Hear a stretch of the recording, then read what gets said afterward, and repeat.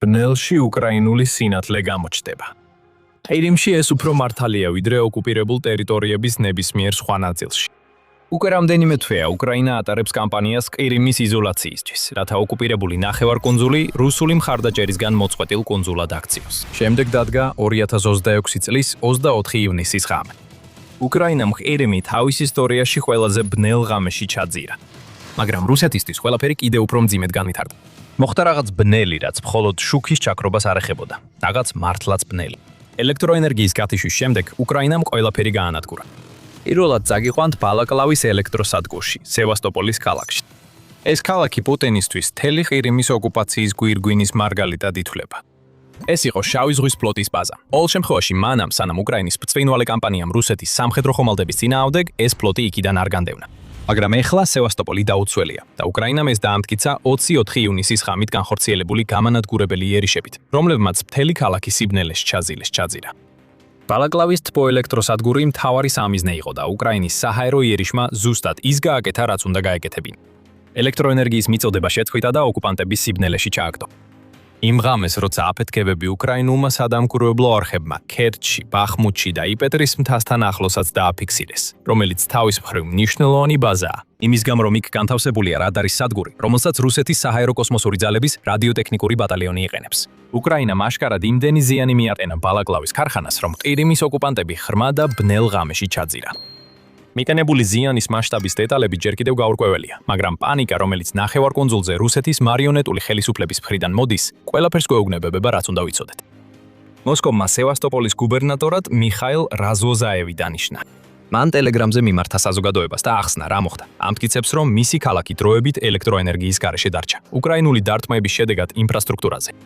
შემდგომი პოსტებით გუბერნატორმა უცნაური განცხადებები გააკეთა, რომ საჰაერო თავდაცვის, მობილური ცეცხლსასროლი ჯგუფებისათა და რუსეთის სამხედრო და ავიაციის ერთობლიობამ უკრაინის შეიარაღებული ძალების ორი შეტევა მოიგერია და ამ პროცესში 70 დრონი ჩამოაგდეს. მაგრამ მოიგერიეს საინტერესო სიტყვების არჩევანია. რუსეთის საჰაერო თავდაცვა ცდილობდა უკრაინის თავდასხმების შეჩერებას ყირიმზე. თუმცა აშკარად ვერ შეძლეს ამის გაკეთება. და რაზოზაევმა ეს უნებლიეთაც კი გაამჟავნა ერთ-ერთ განახლებულ პოსტში, სადაც დაადასტურა, რომ ელექტროენერგია ჯერ კიდევ არ აღდგენილა ლენინისა და გაგარინის რაიონებში, ასევე სევასტოპოლის რამდენიმე ქუჩაზე. რაზოზაევო, ვერ იტყვი, რომ თავდასხმა მოიგერიე, როცა მთელი ქალაქი ამ თავდასხმების გამო სიბნელეშია ჩაძირული. რაც რაზოზაევს თავის ტელეგრამ პოსტებში არ უთქვამს, ისაა, რომ ყირიმს ელექტროენერგიის პრობლემები უკვე ჰქონდა მანამდე, სანამ უკრაინა 24 ივნისის დარტყმას განახორციელებდა. ყირიმის დიდ ნაწილში ელექტროენერგიის გრაფიკით გათიშვები უკვე 23 ივნისს შემოიღეს, რასაც ხელისუფლება პრევენციულ ზომად ასახელებდა. რასაც ისინი ამით უნდა აეცილებინათ, ზუსტად არ არის ნათელი. კიევ ინდეპენდენტის ინფორმაციით, ამ გრაფიკით გათიშვებმა უკვე ყირიმის ნახევარი დააზარალა და ეს შემთხვევით არ მომხდარა. ისინი მოჰყვა უკრაინის თავდასხმას კერჩის თბოელექტროსადგურზე მდებარე საწვავის რეზერვუარებს.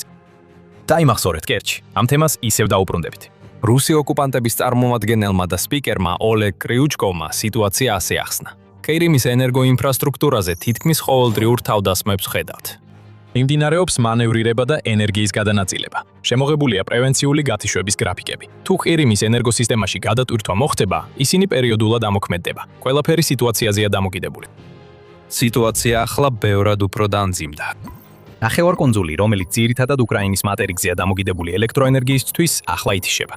და უკრაინამ ახლახან დაარტყა ერთ-ერთ იმ იშვიათ ელექტროსადგურს, რომელიც თავად ყირიმზეა, რათა ამის კიდევ უფრო ხაზგასასმელად.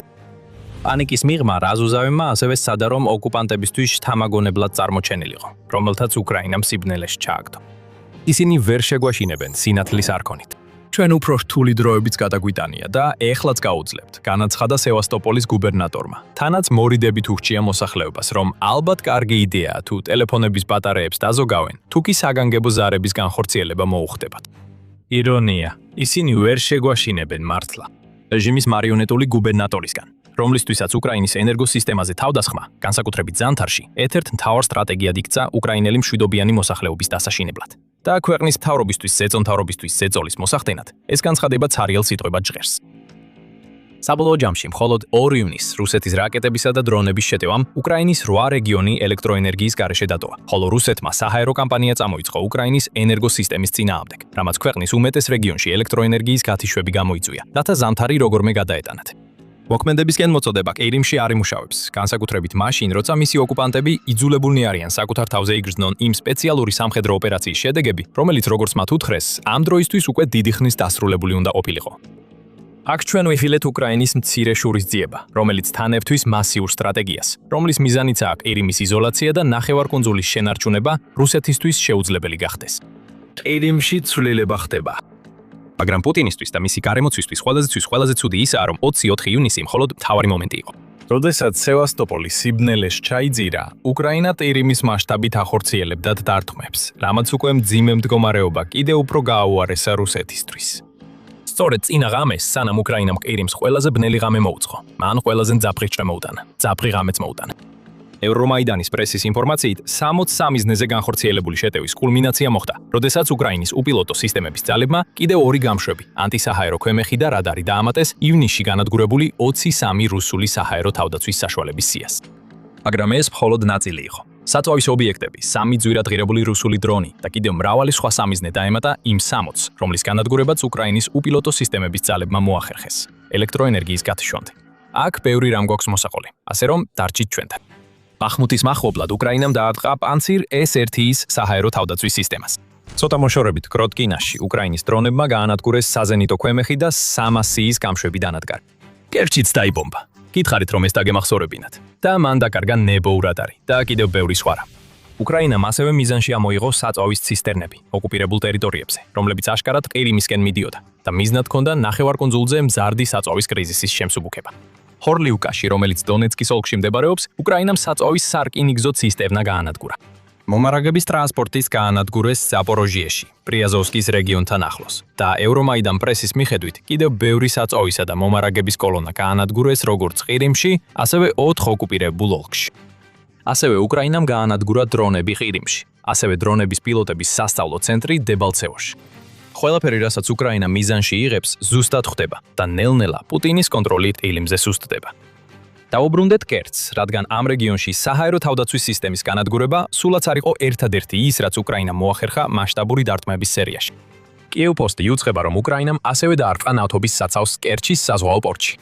ეს განმეორებითი დარტყმა იყო. საცავი უკვე იწოდა 21 ივნისს განხორციელებული დარტყმის შემდეგ. ამიტომ უკრაინამ კიდევ ერთხელ დაარტყა, რომ ცეცხლი არ ჩამქრალიყო. უკრაინამ ასევე დაარტყა თეს ტერმინალის კნათო პროდუქტების გადაზიდვისა და შენახვის კომპლექსს, რომელსაც რუსეთი იყენებს როგორც ლოგისტიკურ ჰაბს, რათა გადაჰქონდეს თხევადი ბუნებრივი აირი და ნავთობპროდუქტები ოკუპირებულ ტერიტორიებზე, მათ შორის ყირიმში. ამ დარტყმების კადრები საჯაროდ გაავრცელა სუპერნოვა პლუსის ტელეგრამ არხმა, ასე რომ რუსეთს უარყოფის საშუალება აღარ აქვს. ასევე იყო თბოელექტროსადგურზე დარტყმა, რომელიც ადრე ვახსენეთ. გაანადგურა მინიმუმ 1 საწვავის შესანახი ავზი, რის შედეგადაც გაჩნდა თითქმის 50 კილომეტრიანი კვამბლის სვეტი, როგორც ამის შესახებ იუთრემის ქარი უწყება ტირიმის ქარი ტელეგრამ არხი. კიევ-პოსტი ამატებს, რომ ხანძრები დაფიქსირდა კერჩის შესასვლელთან, სადაც რუსეთი განლაგებული აქვს S300 და S400 საჰაერო თავდაცვის სისტემებს. ასევე იყენებს ნაიას სარკინიგზო სადგურს, რომელიც ასევე ქალაქში მდებარეობს. თუ კერჩი თქვენთვის ნაცნობად ჟრერს, ეს იმიტომ, რომ რეგიონში ასევე მდებარეობს ცნობილი კილი კერჩის ხიდი, რომელიც რუსეთს საშუალებას აძლევს გადაიყვანოს ჯარები და მარაგები მატერიკიდან ოკუპირებულ ყირიმში. ამ ხიდზე მოძრაობა შეჩერებული იყო დილის 7 საათისთვის, უკრაინის მასობრივი დარტყმების დღეს. მეტი გინდათ, უკრაინამ ასევე დაარტყა ნასონაია 2-ის ელექტროქვესადგურს, სოვეტსკის რაიონში, ყირიმში. ეს დაადასტურა ნასას თანამგზავრებმა, რომლებმაც ხანძარი დააფიქსირეს ადგილზე. ასევე თვითხილველების ცნობებმა ძლიერი აფეთქებების შესახებ, რომლებიც დაახლოებით ღამის 2 საათზე დაიწყო, იუწყება კიევ-პოსტი. ამ დარტყმამ ასევე გამოიწვია ელექტროენერგიის გათიშვა, ასე რომ ეს 24 ივნის მომხდარს კიდევ ცოტა მეტ სიბნელეს მატებს. უკრაინის დრონებმა ასევე გამოიწვიეს ხანძარი არაბათის ხელზე. შეიძლება იფიქროთ, რომ დარტყმები დასრულდა. რუსეთს ნამდვილად ექნებოდა იმედი, რომ ასე იქნებოდა 23 და 24 ივნისს, მაგრამ კიდევ არის გაგრძელება. სანამ გადავხედავთ ყველაფერს, რაც უკრაინამ გააკეთა, შეისვენეთ ერთი წამით და გამოიწერეთ The Military Show. თუ ეს არის ის ტიპის ანალიზი უკრაინის ომის შესახებ, რომელიც გსურთ ნახოთ, ჩვენ ყოველდღე ვაკოდმებთ ასეთ ვიდეოებს. მზად ხართ კიდევ უფრო მეტისთვის. 23 ივნისს უკრაინის სპეციალური ოპერაციების ძალებმა, ანუ SSO-მ, გამოაქვეყნა დიდი განცხადება Threads-ის სოციალურ პლატფორმაზე. ბოდიში, მაგრამ აქ ოფიციალური და გადაუდებელი საკითხია. რკინიგზის ხიდი ჩრდილოეთ ყირიმის არხზე ტირიმში აღარ არსებობს, განაცხადეს SSO-ს წარმომადგენლებმა, საკმაოდ ირონიული ტონით. შემდეგ კი მიანიშნა, რომ ზუსტად აჩვენებდა რა მოხდა და ეს დაპირება შეასრულა დარტყმის ვიდეოთი, სადაც ჩანს, რომ უკრაინის დრონებმა სრულიად გაანადგურეს ხიდი. ხელახლა და ხელახლა ვხედავთ დრონების ხედვას, როცა ისინი ხიდზე სამიზნეებს ურტყამენ. შეტევის ბოლოს ხიდის ერთი მონაკვეთი მთლიანად ჩამოინგრა. რკინიგზის ხაზი, რომელსაც რუსეთი იყენებდა ყირიმში მარაგების გადასატანად, განადგურდა. და როცა ეს ყველაფერი ადგილზე მყოფმა ოპერატორებმა დაადასტურეს, უკრაინამ ხიდის ნარჩენების გარდა სარემონტო ტექნიკაზეც მიიტანა იერიში. კიდევ ერთხელ იმის უზრუნველსაყოფად, რომ რუსეთს სწრაფად არ შეძლებოდა ხიდის ართგენა და მისი ხელახლა ამუშავება, დამატებით დეტალებს კიევ პოსტი აღწელებს. მათ თქმით, საუბარია ხიდზე, რომელიც მდებარეობს სოფელ როზდოლნასთან ახლოს და თავდასხმა მოხდა 22 ივნისს, მიუხედავად იმისა, რომ ამის შესახებ ერთი თვით გვიან გავრცელდა ინფორმაცია. ასე რომ გვაქვს 3 თანმიმდევრული დღე დამანგრეველი დარტყმებით, რომლებიც ყველა მიმართულია ყირიმის ოკუპანტების დასაზიანებლად. სწორედ ეს გააკეთა ამ დარტყმამაც. დამსხვრეული ხიდი და სარკინიგზო ხაზი სამხედრო ლოგისტიკური ქსელის ნაწილი იყო, რომელზეც რუსეთი ეყრდნობა მარაგების, ჯარის, ტექნიკისა და საწვავის ყირიმის გავლით და ხშირად სამხრეთ უკრაინაში გადასატანად. სხვათა შორის თქვით 3 დღე, უფრო სწორად თითქმის 1 კვირაა დარტყმები გრძელდება. ეს იგივე ხიდი დაზიანდა 22 ივნისის ხიდზე თავდასხმამდე რამდენიმე დღით ადრე, სხვა უკრაინული თავდასხმების მსგავსად, რომლებიც ყირიმს უკრაინის მატერიკთან დამაკავშირებელ გადასასვლელებს ესმოდნენ თავს. და რადგან უკვე საუბრობთ უკრაინულ დარტყმებზე, გასული კვირის განმავლობაში შეგვიძლია რამდენიმე სხვაზეც კი ამბოთ, თუმცა ყველა მათგანი ყირიმს არ ეხება. 20 ივნისს უკრაინამ დაარტყა ტიუმენის ნავთობგადამამუშავებელ ქარხანას, რომელიც უკრაინისა და რუსკრაინისა და რუსეთის საზღვიდან დაახლოებით 2000 კილომეტრითაა დაშორებული. ასევე ვიხილეთ განმეორებითი თავდასხმები პორტ კავკასზე 21 ივნისიდან მოყოლებული, რომელიც რუსეთში მდებარეობს. ეს არის რუსეთის ტერიტორია, მაგრამ რეგულარულად მასპინძლობს ბორანებს, რომლებიც მარაგებს ყირიმის დასავლეთ სანაპირომდე გადააქვთ. პორტში ხანძარი დაფიქსირდა და რამდენიმე ბორანი, რომელსაც რუსეთი დროებითი ლოგისტიკური გემების სახით იყენებდა, დაზიანდა. ჩვენ ადრე გვინახავს, როგორ ახორციელებდა უკრაინა მასშტაბურ დარტყმებს, მაგრამ ასეთი რამ ჯერ არ ყოფილა. რამდენიმე დღეში უკრაინამ მნიშვნელოვნად გაამკაცრა თავისი სტრატეგია, რათა ყირიმი მოწყვიტოს ოკუპანტებს უკრაინის მატერიკიდან, ასევე რუსეთიდან შემოტანილ მარაგებს. საჰაერო თავდაცვა განადგურებულია, ნავთობის საცავები იწვის, მთელი ლოგისტიკური არტერიები გამოფიტულია. და როცა ამ ვიდეოს ვქნით, ყირიმის დიდ ნაწილში ელექტროენერგია ისევ გათიშულია და როგორც ჩანს, ნახევარკუნძულზე დაწესებულ რიგრიგობით ელექტროენერგიის გათიშვებს დასასრული არ უჩანს. უკრაინამ ყირიმს ყველაზე ბნელი დღე მოუტანა, როგორც სასტიკი თავდასხმების სერიის კულმინაცია, რომელიც ნახევარკუნძულს პარალიზებას უკეთებს. და ამჟამად ყირიმის რუსული ოკუპაცია სრულიად საშინელ მდგომარეობაშია. უკრაინის უპილოტო სისტემების ძალების მეთაურმა რობერტ ბროუდინ უკვე გააფრთხილა ყირიმის ოკუპანტები ამ თავდასხმების შემდეგ. მოსკოვი დაეცემა ყირიმში. SFS-ის ფრინველები გააგრძელებენ თავიანთ საქმეს. დაიღრიალა ბროუდიმ ტელეგრამის პოსტში 23 ივნისს. და ეს მოხდა მანამდე, სანამ სევასტოპოლში ელექტროენერგია გაითიშებოდა. მაგრამ რუსებმა ყირიმში იციან, რომ ის სერიოზულია. პირდაპირ ვთქვათ, ალბათ ფიქრობენ, კიდევ როგორ შეიძლება გავუარესდეს სიტუაცია. ისინი უკვე უმკლავდებიან ელექტროენერგიის გათიშვებს და თითქმის ყოველდღიურად ხედავენ კიდევ უფრო მეტ უკრაინულ დრონს თავიანთ ცაში. და ამ ყველაფერთან ერთად, უკრაინის იზოლაციის სტრატეგია ნახევარკუნძულს ყველაფრისგან აცილებს. მაგალითად ავიღოთ საწვავი. უკრაინა ნავთობის საცავებსა და საწვავის სატვირთოთოებს უმიზეზოდ არ ესხმის თავს. ყოველ ჯერზე, როცა რუსული ნავთობი იწვის, ყირიმი კიდევ უფრო ღრმად ეშვება საწვავის კრიზისში, რომელმაც უკვე მოიცვა ნახევარკუნძული. დაახლოებით იმავე დროს, როცა უკრაინა დარტყმების სერიას ახორციელებდა, ყირიმის ხელისუფლებამ სამოქალაქო პირებზე საწვავის გაყიდვაზე ფართომასშტაბიანი აკრძალვები დააწესა, რადგან ნახევარკუნძულზე საწვავის შემცირებული მარაგი გადაუდებელი სამსახურებისა და რუსეთის სამხედროებისთვის ინახება. რუსეთის მიერ დანიშნულმა ყირიმის ლიდერმა სერგეი აქსიონოვმა საწვავის გაყიდვაზე აკრძალვა ჯერ სევასტოპოლში, შემდეგ კი დანარჩენ ყირიმში დააწესა. ნახევარკუნძულზე საწვავი ჯერ კიდევ მიეწოდება. როგორც ერთმა გაღიზიანებულმა მძღოლმა BBC-ს უთხრა, ბენზინგასამართ სადგურზე ბენზინი არის, მაგრამ არ ყიდიან. როგორც ჩანს, საწვავი ღამით მიიტანეს და დღის განმავლობაში ჩვეულებრივ უნდა დაეწყოთ გაყიდვა, მაგრამ აქსიონოვის ბრძანების შემდეგ ყველაფერი დახურეს. მაგრამ ეს გვიჩვენებს, რომ ყირიმში საკმარისი საწვავი არ შემოდის. ახალ საწვავს ნორმით გასცემენ და ნახევარკუნძულზე ჩვეულებრივი ადამიანი ზარალობს. ნებისმიერი სამუშაო, რომელიც მანქანის ტარებას მოითხოვს, პრაქტიკულად შეუძლებელი გახდა. და ის, რაც მატერიკზე მცხოვრები რუსებისთვის ერთ-ერთ ყველაზე მიმზიდველ საკურორტო ადგილად ითვლებოდა, ახლა აკრძალულ ზონად იქცა ეგ. ტურების დაჯავშნა უკვე 58%-ით შემცირდა. 22 ივნისამდე ორ კვირაში იუწყება უკრაინის ახალი ხმა და მდგომარეობა კიდევ უფრო გაუარესდება ყირიმის ერთ-ერთი მთავარი შემოსავლის წყაროსთვის. რკინიგზისა და ტრანსპორტის შეფერხებებმაც დააზარალა ნახევარკუნძული, იუწყება კიევის პოსტი. ნახევარკუნძულის მთავარი სარკინიგზო ოპერატორი, Grand Service Express, უკვე აცხადებს, რომ ყველა ტავრიის მატარებელი, რომელიც ყირიმს ტოვებს, ახლა მხოლოდ კერჩიდან დაიწყებს მოძრაობას, ხოლო ყველა ჩამოსული მატარებელი იქ დასრულდება. ყველა, ვისაც სურს ნახევარკუნძულზე უფრო შორს წასვლა, უნდა გადავიდეს ავტობუსზე. საჯარო ტრანსპორტის მარშრუტები შემცირდა და სავაჭრო ცენტრებს სამუშაო საათები შეეზღუდათ. თუმცა სუპერმარკეტში მისვლაც დიდს ვერაფერს შველის. 9 ივნისს TVP World-მა გაავრცელა ინფორმაცია, რომ უკრაინის ხელისუფლება საკვების დეფიციტზე საუბრობს, რადგან უკრაინის თავდასხმები ყირიმის ლოგისტიკაზე თავის შედეგს იძლევა. ჩვენ ასევე ვერთვეთ ფიქრს, რამდენ ხანს ივლიან მატარებლები კერჩში, ახლა როცა უკრაინამ ნათლად აჩვენა, რომ ამ რეგიონს ძლიერად და მრავალჯერ დაარტყამს. ასევე არსებობს უფრო უცნაური ნიშნებიც, რომ უკრაინის ყირიმის იზოლაციის სტრატეგია მუშაობს. მაგალითად, აქსიონოვმა გამოაცხადა, რომ ყველა საბავშვო ბანაკი შეჩერდება მინიმუმ 1 სექტემბრამდე, როგორც იუწყებიან უკრაინული დარტყმების შიშის გამო, მაგრამ უკრაინა სამოქალაქო პირებს არ ესხმის თავს. შეჩერების რეალური მიზეზი ის არის, რომ საწვავის კრიზისი, რომელიც მთელ ყირიმში ვრცელდება, ბავშვების ბანაკებში გადამყვანი ავტობუსები იმგვარ ფუფუნებად აქცია, რომელსაც ყირიმი ვეღარ გაწუდება. ყირიმმა ასევე შემოიღო ღამის საათებში მოტოციკლების, მოპედების, სკუტერების, სპიდბაიკების, კვადროციკლების და მსგავსი ტრანსპორტის აკრძალვა. ისევ, ეს თითქოს საზოგადოებრივი უსაფრთხოების უზრუნველსაყოფად კეთდება, რადგან ამ სატრანსპორტო საშუალებების ხმაური ხელს უშლის საჰაერო თავდაცვის ჯგუფების მუშაობას, რომლებიც უკრაინის დაუსრულებელ დრონების ტალღებს ებრძვიან. და აი ყველაზე უცნაური ნიშანი უკრაინის წარმატების ყირიმში. საჰაერო განგაშის სირენები შეჩერებული. ოკუპანტები ახლა იღებენ ტექსტურ შეტყობინებებს და საგანგებო გაფრთხილებებს, როდესაც დრონები მოდიან, რაც არ არის კარგი სტრატეგია, როცა გადაბმული ელექტროენერგიის გატიშვები ტელეფონის დატენოს ართულებს. ოლეგ კრიუჩკოვი, რომელიც აქსიონოვის მრჩეველია, ამბობს, რომ საჰაერო განგაშის სირენების გამოყენება ნახევარკუნძულზე ქაოსს შექმნის. რატომ? იმიტომ, რომ ისინი 22 საათის განმავლობაში იმუშავებენ დღეში, მათ შორის 7-8-ჯერ ღამითაც, რაც ოკუპანტებს შეუძლებელს გახდის იცხოვრონ იმ ცხოვრებით, რომლის აშენებასაც ცდილობდნენ ნახევარკუნძულზე.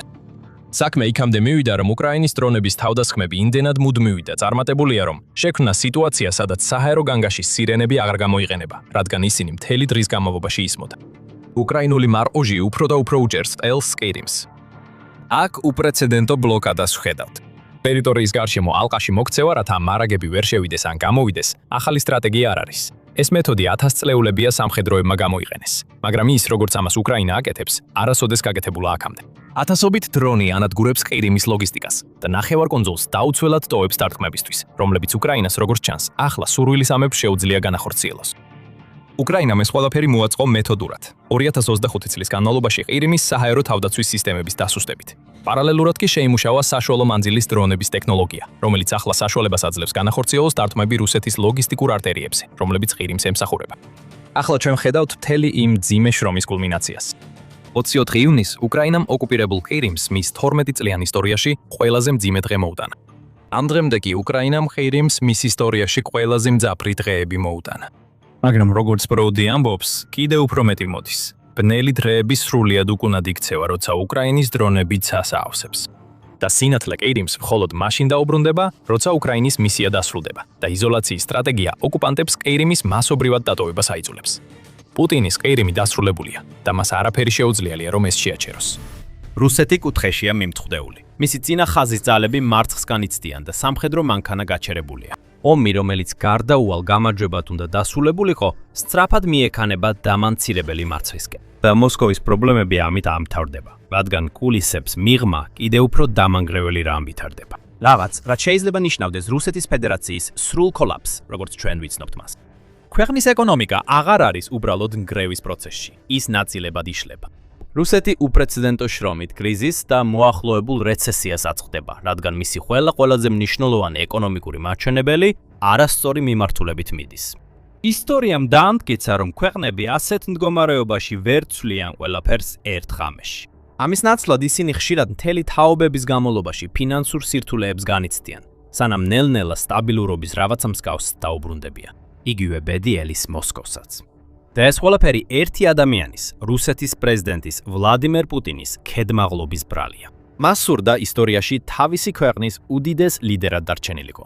ამის ნაცვლად შესაძლოა ის იმ ადამიანად, რომელმაც რუსეთი საბოლოოდ დაანგრია და ამახსოვრდეს ყველას. და მიუხედავად იმისა, რომ პუტინის სტრაბახი და ხმაურიანი განცხადებები ხშირად ახშობდა მათ ხმას, ეკონომიკის ექსპერტები წლებია განგაშის ზარებს რეკავენ. მათ იცოდნენ, რომ ეს საბოლოოდ აუცილებლად მოხდებოდა. იმ წამსვე, როცა რუსული ტანკები და ჯარები უკრაინის საზღვარს გადაგვეც, უკუთვლა დაიწყო. იმ წამიდანვე მოსკოვი კატასტროფისკენ მიმავალ ერთხვრივ გზაზე აღმოჩნდა. ერთადერთი კითხვა იყო, რამდენ ხანს გაგრძელდებოდა ეს გზა. რამდენი დრო დასჭირდებოდა, სანამ ქვეყნის ხაზინა ამოიწურებოდა და ის მართლაც იგრძნობდა თავისი უგუნურების შედეგებს. როგორც აღმოჩნდა, ეს გზა ბევრად უფრო გრძელი იყო, ვიდრე ბევრს ეგონა, რადგან რუსეთმა კონფლიქტის პირველ წლებში საკმაოდ კარგად შეძლო გამკლავება. მაშინაც კი, როცა ეგრეთ წოდებული სპეციალური სამხედრო ოპერაცია გაცილებით რთული და ძვირადღირებული აღმოჩნდა ვიდრე თავდაპირველად ეგონათ, მოსკოვმა გამოძვევას გაუმკლავდა. მაშინაც კი, როცა დასავლური ძალები, როგორიცაა ევროკავშირი და შეერთებული შტატები, ერთი მეორის მიყოლებით მკაცრ ფინანსურ სანქციებს აწესებდნენ, კრემლმა მოახერხა მათი გვერდისაულა. მაშინაც კი, როცა ქვეყნები ვაჭრობის შეთანხმებებიდან გამოდიოდნენ და უარს ამბობდნენ რუსეთის შეჭრის ხელშეწყობაზე, ქვეყანა მაინც როგორღაც შეძლო გადარჩენა. ახალი ურთიერთობებზე და ეროვნული სიმდიდრის ფონდის უზარმაზარ რეზერვებზე დაყრდნობით რუსეთი შედარებით სტაბილური და ძლიერი დარჩა. ამიტომ გარკვეული დროის განმავლობაში რუსეთის ეკონომიკა მოულოდნელად კარგად მუშაობდა. 2023 წელს 4.1%-ით გაიზარდა. მისი წლიური MSCP ზრდა მოლოდინებს გადააჭარბა. და ვლადიმერ პუტინი რეგულარულად ამაყობდა იმით, თუ როგორ შეძლო მისმა ქვეყანამ დასავლელი მტრების მიერ დაწესებული ზეწოლის გაძლება, რითაც მიანიშნებდა, რომ რუსეთი სულ უფრო ძლიერდებოდა და დანარჩენ მსოფლიოს არაფერი შეეძლო ამის შესაჩერებლად. სინამდვილეში ბზარები უკვე გაჩნდა. ისინი უბრალოდ მეტისმეტად პატარა იყო, რომ უმეტესობას დაენახა. როდესაც რუსული თავდაცვის ინდუსტრიაში უფრო და უფრო მეტი ფული მიედინებოდა, სამოქალაქო სექტორმა დაიწყო ზეწოლის შეგრძნება. პატარა ბიზნესებს გაუჭირდათ, რადგან აღმოჩნდნენ მოწყვეტილნი საერთაშორისო ბაზრებს. ვეღარ შემოქონდათ საჭირო პროდუქტები და მასალები, რომ გადარჩენილიყვნენ. ან გაექონდათ ექსპორტზე იმ ბაზრებზე, რომლებზეც ადრე იყვნენ დამოკიდებული. სანქციებმა გავლენა მოახდინეს ჩვეულებრივ მოსახლეობაზეც, როდესაც საშუალო რუსული ოჯახები მოულოდნელად ხელი აღარ მიუწვდებოდათ იმ საქონელსა და მომსახურებებზე, რომელსაც ადრე ჩვეულებრივად მიიჩნევდნენ. მაღალ დონეზეც კი მოსკოვის ოლიგარქები და ელიტები უყურებდნენ, როგორ იყინებოდა მათი საერთაშორისო აქტივები და როგორ მცირდებოდა მათი უზარმაზარი ქონები. მაგრამ ეს ყველაფერი დიდად არ ადარდებდა პუტინს, რომელსაც შეეძლო უბრალოდ ეკონომიკურ გრაფიკებზე მიეთთებინა, როგორც მტკიცებულება იმისა, რომ მისი ქვეყანა კარგად იყო. წლები გადიოდა და მიუხედავად იმისა, რომ ბევრი დასავლელი ექსპერტი აგრძელებდა ხაზგასმას, თითქოს რუსეთის ეკონომიკა კარტების სახლის მსგავსად მალე დაინგრეოდა, მოსკოვი მაინც ამ მოლოდინებს არ ამართლებდა. გარკვეული პერიოდის განმავლობაში ჩანდა თითქოს ქვეყანას მართლაც შეეძლო ყველაფერი გაეკეთებინა, ისე რომ არ განეცადა ისეთი რეალური შედეგები, რომლებიც შეიძლება შეეჩერებინა. თუმცა საბოლოოდ ვითარება შეიცვალა და ეს ძალიან სწრაფად მოხდა. 2025 წელს რუსეთის MSCP-ის ზრდამ დრამატულად იკლო. შემდეგ 2026 წლის პირველ კვარტალში MSCP-ის ზრდა ფაქტობრივად უარყოფით მაჩვენებელში გადავიდა. ეს პირველად მოხდა 2022 წლის შემდეგ და ეს ალბათ ყველაზე ნათელი ნიშანი იყო იმისა, რომ ქვეყნის ეკონომიკა საბოლოოდ გრძნობს ზეწოლას. მოულოდნელად თვითონ პუტინიც კი პანიკაში ჩავარდა. ცენტრალური ბანკისგან ახსნა განმარტებებს ითხოვდა და რუსეთის ფინანსურ ლიდერებს მოუწოდებდა სწრაფად მოეფიქრებინათ გამოსავალი ტენდენციის შესაბრუნებლად. მაგრამ პრეზიდენტის კოშმარი მხოლოდ ახლა იწყებოდა. 2026 წლის განმავლობაში რუსეთის ეკონომიკური მაჩვენებლები კიდევ უფრო გაუარესდა. ბიზნეს აქტივობა შემცირდა. თვეთვეზე და მხოლოდ 2026 წლის პირველ 3 თვეში რუსეთში 200,000-ზე მეტი მცირე და საშუალო ბიზნესი იძულებული გახდა სამუდამოდ დაეხურა კარი. ეს გამორჩეული რიცხვია და ის კიდევ უფრო გაიზრდება, რადგან ექსპერტები ელიან კიდევ უფრო მეტ დახურვას მომდევნო თვეებში. რუსეთის ქალაქებსა და დასახლებებში, მათ შორის ყველაზე დიდ და წარმატებულ ურბანულ სექტორებში, როგორიცაა მოსკოვი და სანქტ-პეტერბურგი, ქუჩები სავსეა დახურული მაღაზიებით და აბრებით წარწერით დახურულია. რაიონები, რომლებიც ადრე სავსე იყო აყვავებული ბიზნესებით, სულ უფრო მეტად გავს უსიცოცხლო მოჩვენებათა ქალაქებს, სადაც ყველგან დაკეტილი კარები, ცარიელი ფანჯრები და მთვრიანი ნარჩენებია იმ მაღაზიებისა და კომპანიების, რომლებიც უბრალოდ აღარ არსებობენ. ეს მძიმე სანახავია, მაგრამ ასევე კრემლის დაუცხრომელი ომის წყურვილის ბუნებრივი და გარდაუვალი შედეგია. ქვეყანა იმდენად ერთგულია კონფლიქტის გაგრძელების, რომ მზად არის მთელი სამოქალაქო სექტორი შესწიროს თავისი სამხედრო ამბიციების მისაღწევად. მისი სამხედრო ხარჯები მკვეთრად გაიზარდა და 2025 წელს 15.5 ტრილიონ რუბლს, 190 მილიარდ დოლარს მიაღწია. ხოლო 2026 წელს მოსალოდნელია მსგავსი მაჩვენებელი, დაახლოებით 14.9 ტრილიონი რუბლი მთლიანობაში, რაც მთელი ფედერალური ბიუჯეტის 40%-ს შეადგენს. მაგრამ როდესაც შენი შეზღუდული სახსრების ესეთ დიდ ნაწილს სამხედრო სფეროში ხარჯავ, სხვა ყველაფრისთვის, ინფრასტრუქტურისთვის, საზოგადოებრივი სერვისებისთვის, სამშენებლო და განვითარების პროექტებისთვის და ასე შემდეგ, ბევრი აღარ რჩება. შედეგად რუსეთი აღმოჩნდა უცნაურ, თითქმის პარადოქსულ მდგომარეობაში, სადაც მას შეუძლია ერთ ღამეში ასობით მილიონი დოლარის ღირებულების დრონები და რაკეტები გაუშვას უკრაინისკენ. ამასობაში, როდესაც ასობით ათასი შიდა საწარმო იხურება და სამოქალაქო სექტორი იცლება, რუსი ბიზნესმენები აცხადებენ, რომ ხარჯები იზრდება, საპროცენტო განაკვეთები მაღლა იწევს, მოთხოვნა კი როგორც არასდროს დაბალია, რადგან რუს ხალხს უბრალოდ აღარ შეუძლია იმდენი ხარჯვა, რამდენიც ადრე შეეძლო. გადასახადებიც უფრო მაღალია. ეს ბევრისთვის ძალიან მძიმე ტვირთია, რის გამოც ბევრი მათგანი წყვეტს საქმიანობას.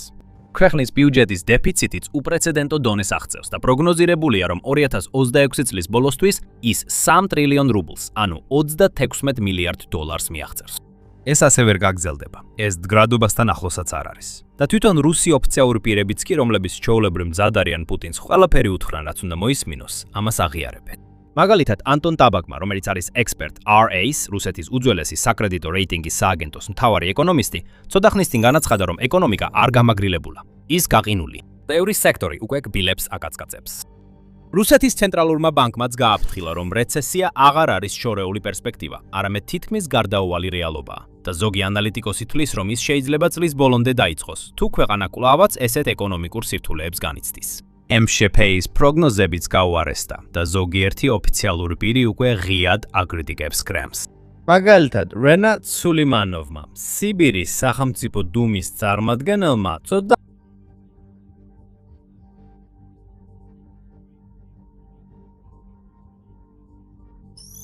სრულიად ნათელია, რომ ეკონომიკა ვერ გაუძლებს სპეციალური ოპერაციის ხანგრძლივ გაგრძელებას. ოფიციალურად ფედერალური ბიუჯეტის 40% თავდაცვასა და უსაფრთხოებას ეთმობა. რა განვითარებაზე, ინვესტიციებსა თუ კაპიტალურ ხარჯებზე შეიძლება ვისაუბროთ. არც ტანკებს და არც ჭურვებს სამომხმარებლო ღირებულება არ აქვთ. ეკონომიკა მათ აწარმოებს, მაგრამ მოსახლეობა ვერ მოიხმარს. ეს სუფთა ხარჯებია. სულიმანოვმა ასევე დაიჩიულა, რომ რუსეთის სხვადასხვა რეგიონში მშენებლობისა და ინფრასტრუქტურული პროექტების გადადება ან გაუქმება უწევთ, რადგან საკმარისი დაფინანსება უბრალოდ არ არსებობს. მისი აზრით, ომი თანდათანობით აცლის რესურსებს იმ ინვესტიციებს, რომლებიც გრძელვადიანი ეკონომიკური ზრდისთვის არის საჭირო. პუტინსაც კი აღარ შეუძლია კრიზისის დაფარვა და მისი ქვეყნის ეკონომიკური პრობლემები ყველასთვის აშკარა გახდა 2026 წლის სანქტ-პეტერბურგის საერთაშორისო ეკონომიკურ ფორუმზე. მაგრამ სანამ ამას უფრო დეტალურად განვიხილავთ, თუ ასეთი ანალიზი გსურთ უფრო ხშირად მიიღოთ, აუცილებლად გამოიწერეთ The Military Show. ჩვენ ყოველ კვირას ასე ვაშლით ყველაფერს დეტალურად. საერთაშორისო ეკონომიკურ ფორუმს ხშირად რუსეთის დავოსს უწოდებენ. ეს ის დროა, როდესაც რუსეთი მსოფლიოს ინვესტორებისა და სავაჭრო პარტნიორების წინაშე თავის ეკონომიკურ ძალას აჩვენებს. ბრწყინვალე და გლამურული მრავალდღიანი შეხვედრა, რომელშიც მონაწილეობენ მსოფლიოს ყველაზე ცნობილი ოფიციალური პირები, მედიის წარმომადგენლები და კორპორატიული ხელმძღვანელები. მაგრამ ამ ოდესღაც გრანდიოზული ღონისძიების 2026 წლის გამოცემა უბრალოდ აჩვენებს, რამდენად დაეცა რუსეთი. პირველ რიგში ჯერ კიდევ ღონისძიების დაწყებამდე უკრაინამ ყურადღება მიიპყრო სანქტ-პეტერბურგში ორი მნიშვნელოვანი ობიექტის დართვით: ნავთობის მსხვილი ტერმინალი და საზღვაო ბაზა. შედეგად, სტუმრებს, რომლებიც მიემართებოდნენ ექსპო ფორუმის საკონვენციო და საგამოფენო ცენტრში, სადაც საერთაშორისო ეკონომიკური ფორუმი ტარდებოდა, კვამლიანი ცა და არეულობა დახვდათ. შეიძლება ზოგიერთს ჯერ კიდევ ჰქონდა იმედი, რომ რუსეთი შეძლებდა ვითარების შემოდრიალებას, რომ ის დააცხრობდა მათ ეჭვებს და დაამშვიდებდა მათ შიშებს, ან რომ თავად პუტინი სცენაზე ავიდოდა და აჩვენებდა, რამდენად ძლიერად მუშაობს ქვეყნის ეკონომიკა. თუმცა ეს არაფერი არ მოხდა. ამის ნაცვლად ღონისძიების დასაწყისშივე კრემლის ერთ-ერთ ოფიციალურ პირს, სახელად მაქსიმ ორეხინს, მოუწია პასუხის გაცემა კითხვაზე, გაგრძელდებოდა თუ არა რუსეთის ეკონომიკის იზოლაცია დასავლური სამყაროსგან. არ უნდა ველოდოთ, რომ ყველაფერი ძველებურად დაბრუნდება, ან რომ დასავლური სანქციები მოიხსნება. შემდეგ მან ისაუბრა აგრესიულ ეკონომიკურ პოლიტიკაზე, რომელიც შესაძლოა წაახალისოს ურთიერთინვესტიციები და ვაჭრობა არადასავლურ ქვეყნებთან. მაგრამ სკეპტიციზმი მთელ დარბაზში აშკარად იგრძნობოდა. ასე რომ, მაშინ როცა სხვა კრემლის ოფიციალური პირები ცდილობდნენ პრობლემების დაკნინებას, სხვებმა ღიად აღიარეს, რომ მათი ქვეყანა კრიზისშია. მაგალითად, მილიარდერი რომან ტროცენკო, რუსეთის იონ კორპორეიშნის დამფუძნებელი, არაფერს მალავდა, როდესაც ქვეყნის ბიზნეს გარემოზე ჰკითხეს. საქმე ცუდადაა და ცუდადაა იმიტომ, რომ ძველი მოდელი, რომელიც მრავალი წლის განმავლობაში მუშაობდა, აღარ მუშაობს. მიუხედავად იმისა, რომ მან ღიად არ აღიარა, რომ ეს ომის შედეგია და ამის ნაცვლად დემოგრაფიულ პრობლემებზე მიუთითა, ტროცენკომ აღიარა, რომ ძრავა გაჩერდა და სასწრაფოდ საჭიროებს ხელახლა დაკოკვას. რუსეთის უმდიდრესი ბიზნესმენი, ფოლადის მაგნატი ალექსეი მორდაშოვი დაეთანხმა. მან გაამხილა, რომ მისმა კომპანიამ Severstalმა საინვესტიციო პორტფელი 24%-ში ამცირა და უარყოფით ფულად ნაკადში გადავიდა. მიუხედავად იმისა, რომ წინა წლებში მსოფლიოს ერთ-ერთ ყველაზე მომგებიან ფოლადის წარმოებლად ითვლებოდა. პუტინიც საბოლოოდ ავიდა სცენაზე და თავი ისევ ჩვეულებრივად თავდაჯერებულად დაიჭირა. განაცხადა, რომ მისი ქვეყანა ისეთივე ტემპით იზრდება, როგორც ევროპის წამყვანი ქვეყნები და ეკონომიკური პრობლემების პასუხისგებლობა სახელმწიფო მოხელეებს დააკისრა. პრეზიდენტმა გამოთქვა რწმენა, რომ წინსვლა და აღმავლობა უზრუნველყოფილი იქნება, მაგრამ სულ უფრო ნაკლები ადამიანი უჯერებს მას. და ადვილი გასაგებია რატომაც. კრემლის ვერავითარი პროპაგანდა ვერ დაფარავს რუსი ხალხის რეალურ ცხოვრებას. Όλო დღე ისინი გადიან თავიანთ ქალაქებსა და დასახლებებში და ხედავენ, როგორ იხურება კიდევ უფრო მეტი ადგილობრივი კომპანია. ისინი შედიან მაღაზიებში და პროდუქციის ნაკლები არჩევანი ხვდებათ, ხშირად უფრო მაღალი ფასებითაც.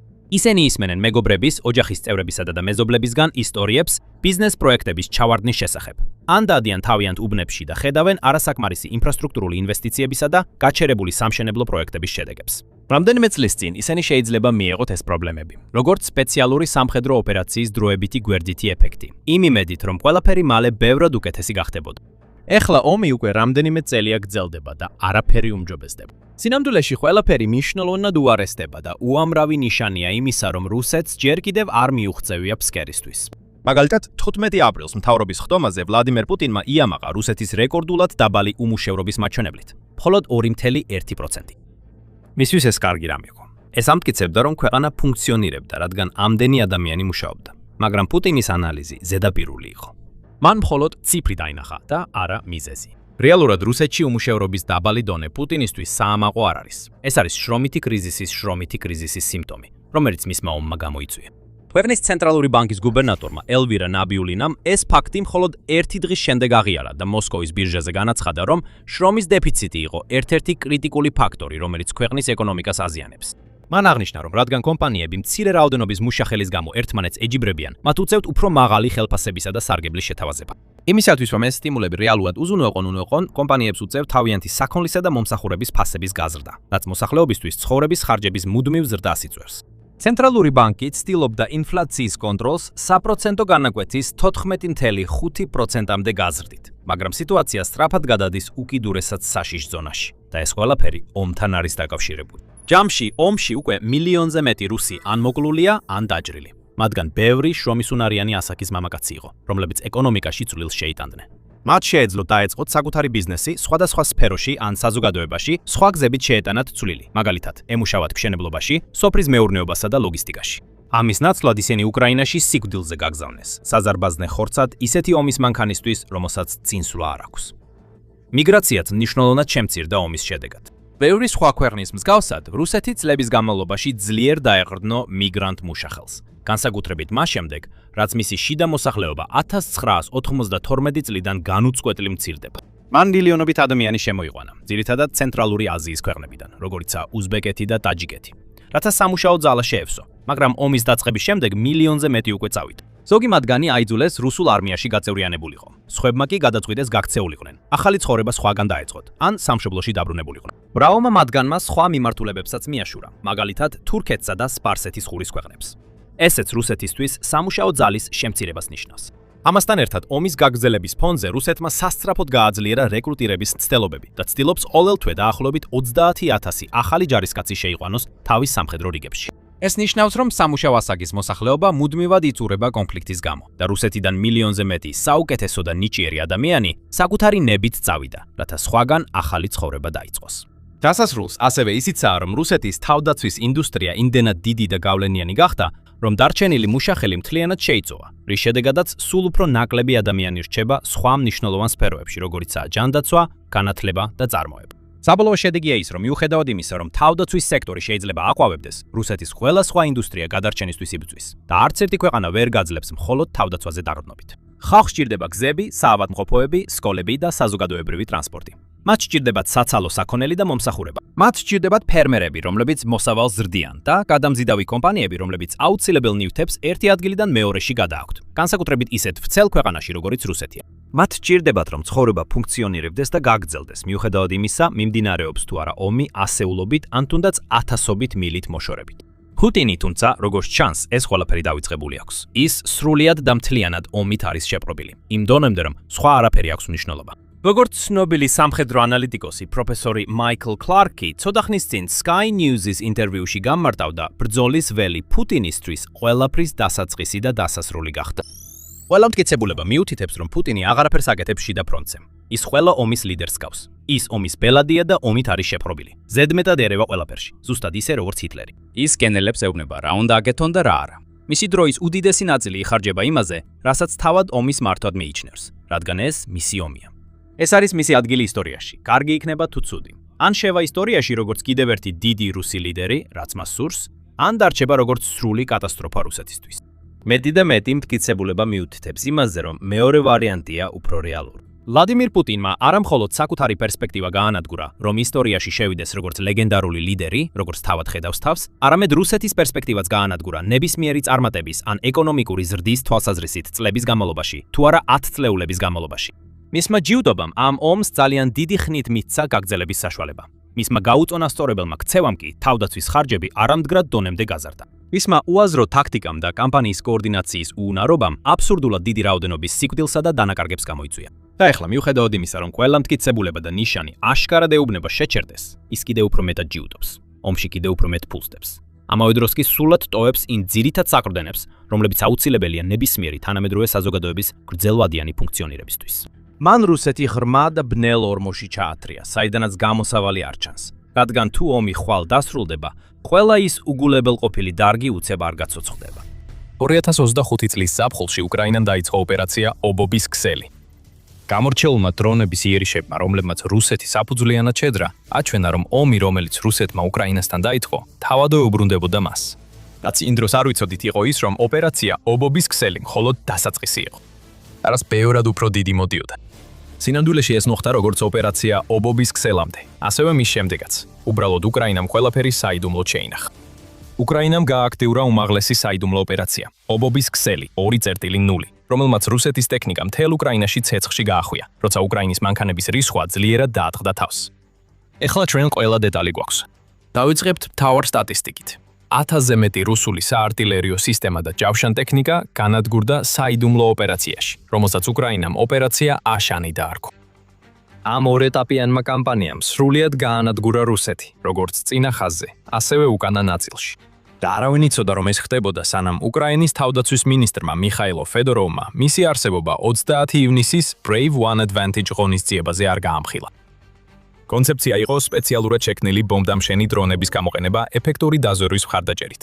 ეს საშუალებას გვაძლევდა გვეპოვა და დაგვერტყა ტანკებს, ჯავშან ტრანსპორტიორებს, სხვა ჯავშან მანქანებსა და საარტილერიო დანადგარებს. მხოლოდ რამდენიმე ღამეში მტრის 800-ზე მეტი ერთეული ტექნიკა განადგურდა. ამის შემდეგ რუსებმა 6 თვის განმავლობაში ვეღარ განახორციელეს ვერც ერთი მექანიზებული შეტევა. განაცხადა ფიოდოროვმა იმ კამპანიაზე საუბრისას, რომლის დროსაც უკრაინამ არაერთხელ დაარტყა ფრონტის ხაზიდან 50 კილომეტრზე მეტად დაშორებულ რუსულ ობიექტებს. ეს სიგიჟეა. უკრაინის საშუალო მანძილზე დარტყმების კამპანიის მთავარი ყურადღება გამახვილებულია იმ ქაოსზე, რომელიც რუსულ ლოგისტიკას დაატყდა თავს, ასევე ყირიმის იზოლაციაზე, რაც ამის შედეგად ხდება. მაგრამ ამ ყველაფრის პარალელურად უკრაინა ატარებს ცალკე ოპერაციას პირდაპირ ჩვენს თვალწინ, რომელიც შეიძლება ისეთივე დამანგრეველი აღმოჩნდეს პუტინის ამბიციებისთვის, როგორც ლოგისტიკური ბლოკადა, რომელიც მას ყირიმზე კონტროლს ასუსტებს. აი რაც ამ ეტაპზე ვიცით. ოპერაცია აშანი ორ ფაზად ჩატარდა, სადაც პირველი ფაზა მოიცავდა იმას, რასაც ფიოდოროვი თავის ციტატაში აღწერს. ეს ფაზა უკრაინის დრონების ინოვაციებმა გამოიწვია. უკრაინის თავდაცვის მინისტრის განცხადებით სპეციალური დრონები შეიქმნა და სწორედ ისინი უკრაინის სადაზვერვო და დაზვერვის მონაცემებთან ერთად შესაძლებელს ხდიდა 800-ზე მეტ ობიექტზე დარტყმას. ეს ოპერაცია კვირების თუ არა თვეების განმავლობაში მზადდებოდა და ეს ყველაფერი უკრაინის ბრწყინვალე დელტა სისტემის წყალობით გახდა შესაძლებელი. ეს სისტემა, რომელიც 2025 წლის აგვისტოში უკრაინის თავდაცვის ძალების ყველა დონეზე დაინერგა, უკრაინას რეალურ დროში საბრძოლო ველის სრულყოფილ ხედვას აძლევს. ხოლჯერზე, როცა დრონი რუსული პოზიციის ვიდეოს ან ფოტოს იღებს, ეს მონაცემები დელტაში იდვირთება. იგივე ეხება ადგილზე მყოფი ჯარისკაცების ანგარიშებს ან სხვა ნებისმიერ ინფორმაციას, რომელსაც უკრაინა აგროვებს. ყველა ეს ინფორმაცია ერთ ცენტრალიზებულ საცავში იყრის თავს, რაც შესაძლებელს ხდის კოორდინირებული დარტყმების განხორციელებას, რომლებიც ოპერაცია აშანის წარმატების მთავარი ფაქტორი იყო. პირველი ფაზის განმავლობაში უკრაინამ რუსული ტანკების, საარტილერიო დანადგარების, ჯავშან მანქანებისა და ჯავშან ტრანსპორტიორების პოზიციები დაადგინა. შემდეგ უკრაინამ დარტყმა მიადენა. ფიოდოროვის თქმით, დაახლოებით 800 საარტილერიო დანადგარი და ჯავშან მანქანა, რომელიც უკრაინამ გაანადგურა, რამდენიმე ღამის განმავლობაში იქნა განადგურებული. და ამის შედეგად რუსეთს 6 თვის განმავლობაში ვეღარ შეძლო არც ერთი მექანიზებული შეტევის განხორციელება. უკრაინის თავდაცვის მინისტრი ამბობს, რომ ბრძოლის ველზე შედეგი აშკარა იყო.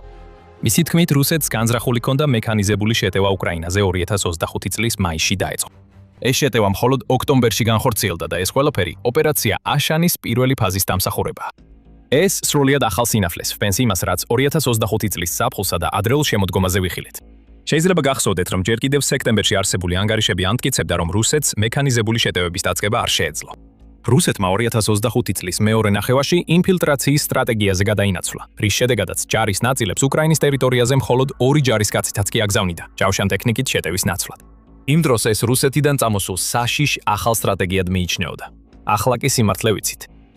ოპერაცია აშანის საწყისმა ეტაპმა პუტინი იძულებული გახადა მხოლოდ ინფილტრატორებზე დაეღდნო. United 24 მედია პირველ ეტაპზე ცოტა მეტ ინფორმაციას გვაწვდის.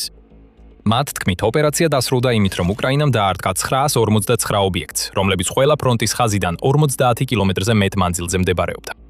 როგორც ჩანს, დაახლოებით 800 ობიექტი, რომელზეც ფიოდოროვი საუბრობს, იყო ის რესურსები, რომლებიც უკრაინამ გაანადგურა, ხოლო დაახლოებით 150 ობიექტი მხოლოდ დააზიანეს, მაგრამ არ გაანადგურეს. United 24 მედიის წყალობით ჩვენ ასევე ვიცით, რომ ოპერაციაში უკრაინის ლაზარის და ნემესისის დანაყოფები მონაწილეობდნენ.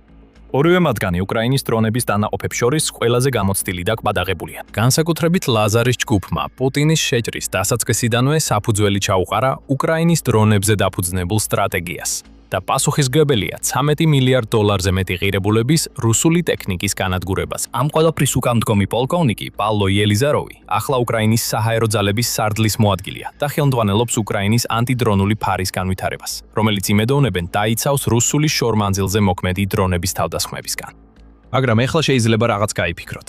ვიდეოს დასაწყისში გითხარით, რომ უკრაინამ გაანადგურა 1000-ზე მეტი ჯავშან ტექნიკა და საარტილერიო სისტემა. მაგრამ ჯერჯერობით 800-ის რიცხვი გავიმეორეთ. თვითონ United 24 მედიას მიერ დასახელებული 959 სამიზნეც კი ბოლომდე არ შეესაბამება. მოგესალმებით, ოპერაცია ეშის მეორე ფაზაში. ეს არის ძახილის ნიშანი რუსეთის შეტევითი ძალის დამანგრეველი ერისზე, რომელმაც რიცხვები 4 ნიშნა მაჩვენებლამდე აიყვანა. უკრაინის დამანგრეველი ოპერაციის პირველი ფაზა, როგორც ჩანს, განხორციელდა 2025 წლის პირველი ნახევრის რომელიღაც ეტაპზე. თუმცა ფიოდოროვი დეტალებს არ ასახელებს, გარდა იმისა, რომ აღნიშნავს, ამა გავლენა მოახდინა რუსეთის გეგმებზე 2025 წლის მაისისთვის. მაგრამ მეორე ფაზის შესახებ ბევრად მეტი ვიცით, დაწყებული იმით თუ როდის დაიწყო იგი. 2026 წლის ივნისში უკრაინამ დაიწყო ოპერაცია აშანის მეორე ფაზა და ამჯერად მან უფრო სტრატეგიული მიდგომა აირჩია სამიზნეების შერჩევისას. United 24 მედია იუწყება, რომ უკრაინამ მეორე ფაზა არტილერიის სისტემებზე გაამახვილა და 4 ძირითად რეგიონში განახორციელა შეტევა, სადაც ყველა მათგანი რუსეთის სახმელეთო წინსვლის მცდელობებს ებრძვის. ეს რეგიონები იყო დონეცკი, ხერსონი, სტარობილსკი და ზაპორიჟია. და ამ რეგიონებში ყველა რუსულ პოზიციას დაატყდა უკრაინული დრონების ცეცხლოვანი შტურმი, რომელთა ერთადერთი მიზანი რაც შეიძლება მეტი არტილერიის განადგურება იყო. მათ წარმატებას მიაღწიეს.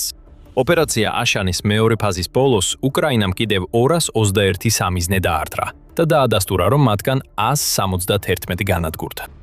ჩაჭერილი რუსული კომუნიკაციებისა და ობიექტური კონტროლის კადრების ერთობლიობა, რომლებიც საბოლოოდ აიტვირთა დელტაზე, ადასტურებდა შედეგს. და მეორე ფაზის პირველივე დღესვე უკვე იგრძნობოდა ზემოქმედება. რუსეთის აქტივობა ფრონტის რამდენიმე რეგიონში 30-დან 91%-მდე შემცივდა, იმის მიხედვით, სად აფასებდა უკრაინა.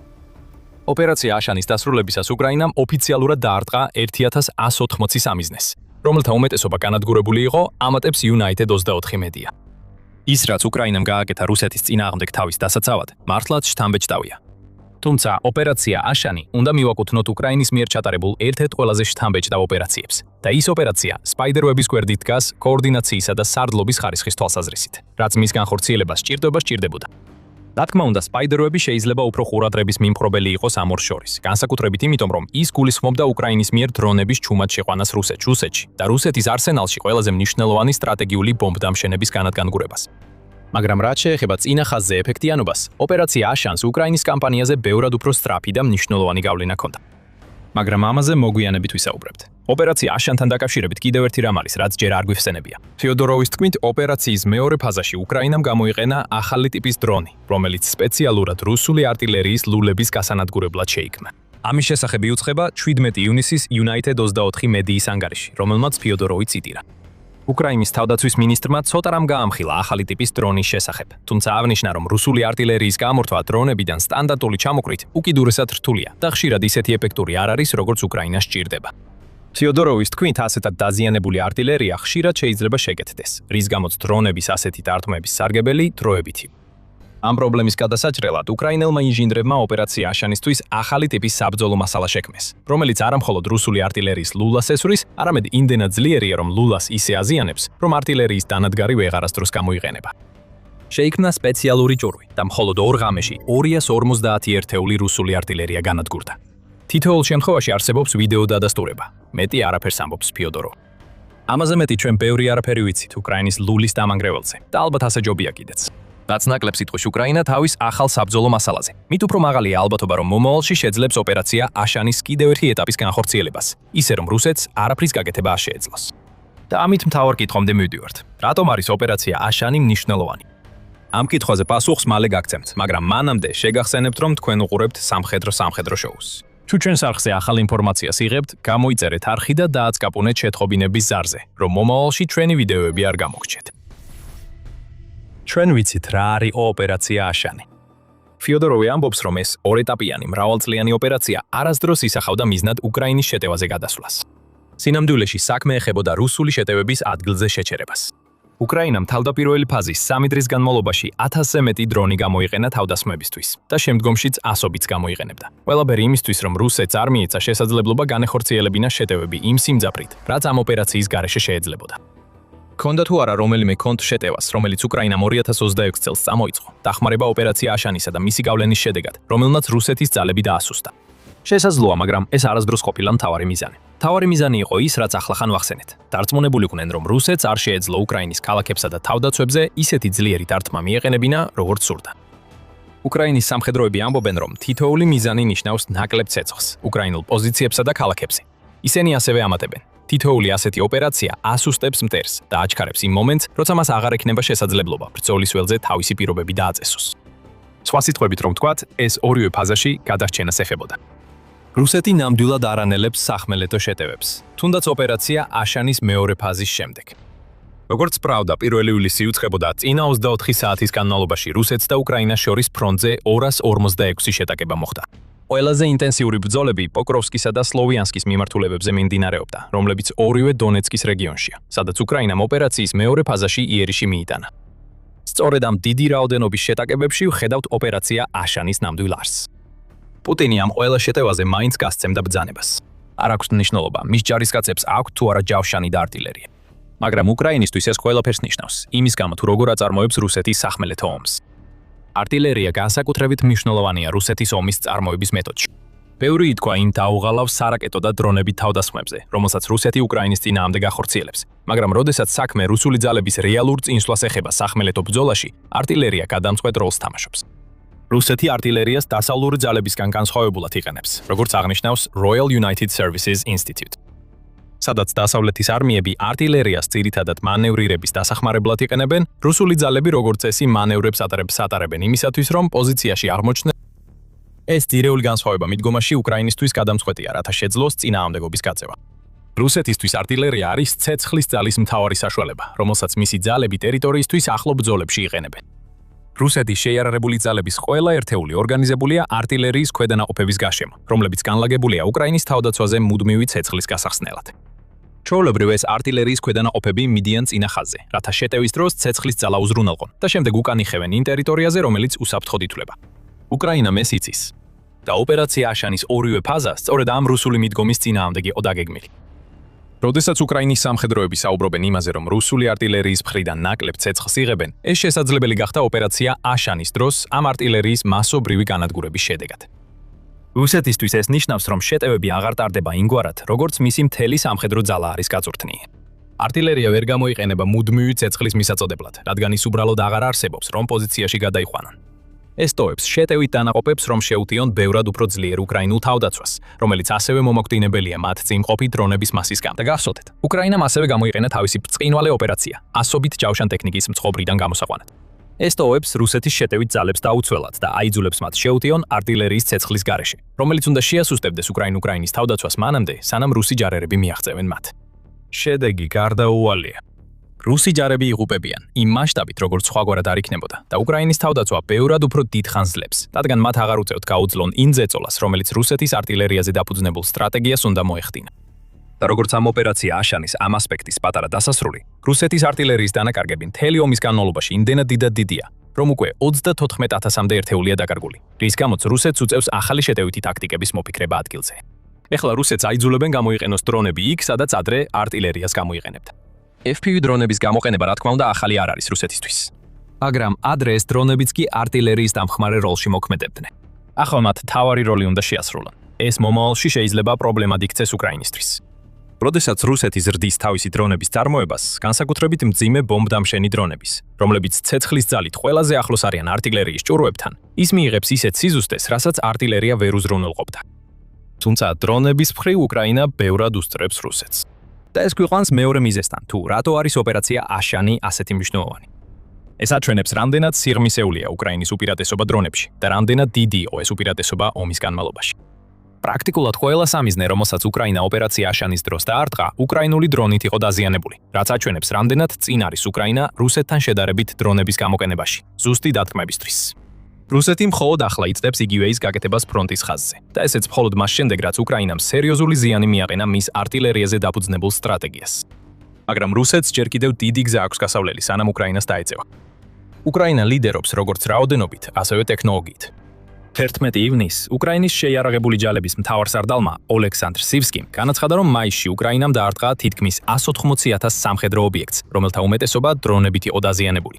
უკრაინული FPV დრონები ახლა ბრძოლის ველზე რაოდენობით 1.5-ჯერ აღემატება რუსულ FPV დრონებს და ეს სხვაობა მხოლოდ იზრდება.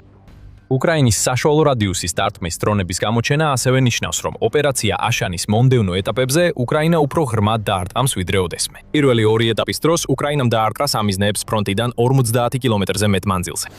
ეხლა უკრაინის საშუალო დარტყმის დრონებს შეუძლიათ 200 კილომეტრზე ან მეტზე გადაადგილება. ისინი უკვე ამას აკეთებენ, რათა რუსული ლოგისტიკა უკანა ხაზებში დაანგრიონ. თუ რუსეთს სურს თავისი артილერია ასეთ მანძილზე გაიყვანოს, მაინც უსაფრთხოდ არ იქნება. და სწორედ ეს არის მთავარი. артილერია უკვე უსარგებლოა 50 კილომეტრზე, 200-ზე ხომ საერთოდ. როდესაც უკრაინის დრონების უპირატესობა იზრდება, რუსეთს артილერიის კიდევ უფრო უკან გადატანა უწევს, რაც მას ფაქტობრივად მნიშვნელობას უკარგავს. დრონებს რომ დაუბრუნდეთ, უკრაინა ასევე ბევრად უსწრებს რუსეთს დრონების ტექნოლოგიასა და ტაქტიკაში. მაშინ როცა რუსეთი ცდილობს უკრაინის მიდგომის გადმოვებას, მას შემდეგ რაც ამდენი артილერია დაკარგა, უკრაინა უკვე იყენებს დრონ ინტერსეპტორებს, რათა გაანადგუროს რუსული შაჰიდის ტიპის დრონები მანამდე, სანამ ისინი ქალაქებში ჩამოვარდება. ბევრი დრონი, რომელსაც უკრაინა უშვებს ფრონტზე და საშუალო მანძილზე, ახლა უკვე იყენებს ხელებს ხელოვნურ ინტელექტს, გადაადგილებისა და სამიზნეების ავტომატურად ამოსაცნობად. ეს შესაძლებლობა ხშირად გამორიცხავს სატელიტურ ნავიგაციას, რაც იმასაც ნიშნავს, რომ რუსეთის ელექტრონული ბრძოლის სისტემებს აღარ აქვთ სიგნალები დასახშობად. რუსეთი ამტკიცებს, რომ ხელოვნურ ინტელექტს ანალოგიური მიზნებისთვის იყენებს. უკრაინის შედეგები ბევრად უფრო თვალსაჩინოა, რაც მიუთითებს, რომ რუსეთი აჭარბებს თავისი ხელოვნური ინტელექტის შესაძლებლობებს, მაშინ როცა უკრაინის დრონები ბევრად უკეთესად მუშაობენ. ოპერაცია აშანი გვიჩვენებს, რამდენად დიდი ხარისხობრივი სხვაობაა დრონების ფრონტზე. რადგან უკრაინა აგრძელებს ინოვაციებს, სავარაუდოა, რომ ვიხილავთ მესამე ფაზასაც, რომელიც როგორც პირველი ორი, ასევე უცხადებლად დაიწყება და რუსეთიც ვერ შეაჭერებს მას. ვინ იცის? შემდეგი ფაზის მასშტაბი შეიძლება გავრცელდეს რუსეთის დრონების ოპერაციულ ობიექტებზეც, რითაც რუსეთს საარტილერიო პრობლემებთან ადაპტაციას შეუშლის ხელს. გაცნათელია ისაა, რომ დრონებმა გადამწყვეტი როლი ითამაშეს უკრაინისთვის ომრაინისთვის ომის მიმდინარეობის შემოტრიალებაში. ოპერაცია აშანი ახლა ერთ-ერთ ყველაზე ნათელ მაგალითად ითვლება იმისა, თუ როგორ იქნა მიღწეული ეს გარდატეხა. რუსეთს ესმის, რომ კიდევ მეტი მოდის. 25 ივნისს უკრაინის პრეზიდენტმა ვოლოდიმირ ზელენსკიმ განაცხადა, რომ მან დაამტკიცა ახალი 40 დღიანი სტრატეგიული ინიციატივა, რომელიც განხორციელდება უკრაინის უსაფრთხოების სამსახურის მიერ. ამ ინიციატივის მიზანია რუსეთზე ზეწოლა, რათა მან უარი თქვას ომზე, და როგორც ჩანს, ეს ზეწოლა უფრო მეტად საშუალო და ღრმა დარტყმებით განხორციელდება. როდესაც артილერია შესუსტებულია, უკრაინა ახლა უფრო ხშირად ესხმის თავს რუსეთის ინფრასტრუქტურასა და ლოგისტიკას. მოხდება თუ არა ოპერაცია აშანის მესამე ფაზა ამ 40 დღიანი ზეწოლის პერიოდში. ზელენსკი არაფერს ამბობს და რუსეთი ვერ გაიგებს, სანამ ეს არ დაიწყება. რაც ნამდვილად ვიცით ის არის, რომ უკრაინამ თავის ტექნიკით რუსეთის ტექნიკას დაუპირისპირდა ამ საიდუმლო ოპერაციაში. და ახლა რაც უკრაინაში 2025 წლის შუა პერიოდიდან ხდება, ბევრად უფრო გასაგები ხდება. დაარქვი პუტინს იშმაელი და გაუშვი ზღვაში. უკრაინას მისთვის და მისი ჯარისკაცებისთვის მშვენიერი საჩუქარი აქვს მომზადებული, რომელიც შთაგონებულია დიდი თეთრი ვეშაპით, რომელმაც კაპიტანი ახაბი დაუპამდე მიიყვანა. ხოლო ამჯერად პუტინი იქნება ის, ვინც უყურებს, როგორ ნადგურდებიან მეზღვაურები მის გემებზე. ის მეზღვაურები მზად არ არიან იმისთვის, რიასაც უკრაინა აპირებს გამოუშვოს. მობი დიკი აქ არის. და უკრაინის თეთრი ვეშაპი იმდენად ძლიერია, რომ შეუძლია ნებისმიერი რუსული გემი წყალქვეშა ნავად აქციოს. უკრაინის ინოვაციური თავდაცვის სექტორიდან მორიგი ბრძენვალების ნიმუშის პირველი ნახვა ჰქონდა. უკრაინულ Nordic DIH Naval Forge 2026 კონფერენციაზე, რომელიც კიევში 8-9 ივნისს გაიმართა. ეს კონფერენცია უკრაინისა და მისი ნორდიკული პარტნიორების მიერ შექმნილი საზღვაო იარაღის ჩვენებაა და სწორედ Moby Dick-მა მიიპყრო მთელი ყურადღება. კომპანია ავარიდის მიერ შექმნილი ეს ახალი იარაღი საინტერესოა იმით, რომ ის აერთიანებს შესაძლებლობებს, რომლებიც ადრე სხვა უკრაინულ საზღვაო იარაღებში იყო ნაჩვენები. ერთ კომერციულ პლატფორმაში, რომელსაც უკრაინის სამხედრო ძალების სხვადასხვა შტო მარტივად გამოიყენებს. და შესაძლოა არანაკლებ მნიშვნელოვანია ისიც, რომ ეს იარაღი მოკავშირეებზე გაიყიდოს, რათა უკრაინამ კიდევ უფრო განიმტკიცოს თავისი პოზიცია, როგორც ევროპის ერთ-ერთმა მთავარმა თავდაცვითმა ძალამ. და რაც თავარია, Moby Dick-ი მხოლოდ კონცეფცია არ არის, ის უკვე მზადაა გამოსაყენებლად. მილიტანიმ განაცხადა, რომ Moby Dick-ის ყველა ვერსია უკვე შექმნილია და ამჟამად ყველა მათგანი ოპერაციულად გამოიყენება. ასე რომ ეს არ არის უბრალოდ საინტერესო იდეა, რომელიც უკრაინულ კომპანიას მოუვიდა თავში. უკრაინის თეთრი ვეშაპი უკვე ცურავს და ძალიანად შესაძლებელია, რომ ამ წუთებში რუსულ საზღვაო აქტივებს ზიანს აყენებდეს. ასე რომ ვიცით, რომ Moby Dick-ი აქ არის. მაგრამ რას ვიცით რეალურად თავად ამ შეიარაღების კომპლექსზე? საბაზისო მახასიათებლებიც კი შთამბეჭდავია. Moby Dick-ი საზღვაო დრონია, რომელსაც გავრცელებული ინფორმაციით დაახლოებით 1400 კილომეტრის მანძილი აქვს. ეს საკმარისზე მეტია შავი ზღვის დასაფარად და ასევე აზოვის ზღვასაც მოიცავს. პლატფორმა შეიძლება შეიარაღდეს და დამოუკიდებლად მოქმედებს. ევრომაიდან პრესი ამბობს, რომ Moby Dick-ს შეუძლია 120 საათის განმავლობაში ადამიანური ჩარევის გარეშე იცუროს. ეს უბრალოდ თეთრი ვეშაპი არ არის. ეს არის მხეცი და მხეცი, რომელსაც შეუძლია დამოუკიდებლად ნადირობა და ის ემზადება შავი ზღვა თავის სანადირო ტერიტორიად აქციოს. ამის გარდა, ახალი საზღვაო დრონი შეუძლია იმოძრაოს საათში 65 კილომეტრამდე სიჩქარით, რაც საკმარისზე მეტია, რომ დაეწიოს უმეტეს რუსულ სამხედრო გემს და ასევე ბევრი იმ სწრაფნავს, რომელსაც რუსეთი შეიძლება გამოიყენებდეს. ის ასევე განძლია ზღვის პირობებში, 1.2 მეტრის სიმაღლის ტალღებშიც. ეს კიდევ ერთხელ იდეალურია შავი ზღვისთვის. 2014 წლის კვლევა მაჩვენა, რომ ამ ზღვის საშუალო ტალღის სიმაღლე 0.7 მეტრს არ აღემატება, ხოლო Moby Dick-ი ამაზე ბევრად მეც უძლებს. ეხლა ეს ყველაფერი თავისთავად საკმაოდ შთამბეჭდავია. რაც უკრაინას აქვს აშკარად ძალიან ეფექტური საზღვაო დრონია, რომელიც სწრაფია, დიდი მანძილის დაფარვა შეუძლია და როგორც ჩანს, სპეციალურად აშენებულია იმ წყლის მონაკვეთში ოპერირებისთვის, რომელიც უკრაინის ომისთვის მნიშვნელოვანია. მაგრამ კიდევ ბევრია ისეთი, რაც Moby Dick-ს განსაკუთრებულს ხდის. ჩვენ ვახსენეთ რაკეტის ჩატვირთვა დრონში. ეს აღნიშნა უფრო მნიშვნელოვანია, ვიდრე ერთი შეხედვით ჩანს. რაც Moby Dick-ს უფრო განსაკუთრებულს ხდის, ვიდრე მისამდე არსებული ნებისმიერი საზღვაო დრონის პაკეტი, არის ის, რომ თეთრი ვეშაპის 6 ვერსია არსებობს, რომელთაგან თითოეულს განსხვავებული დანიშნულება აქვს.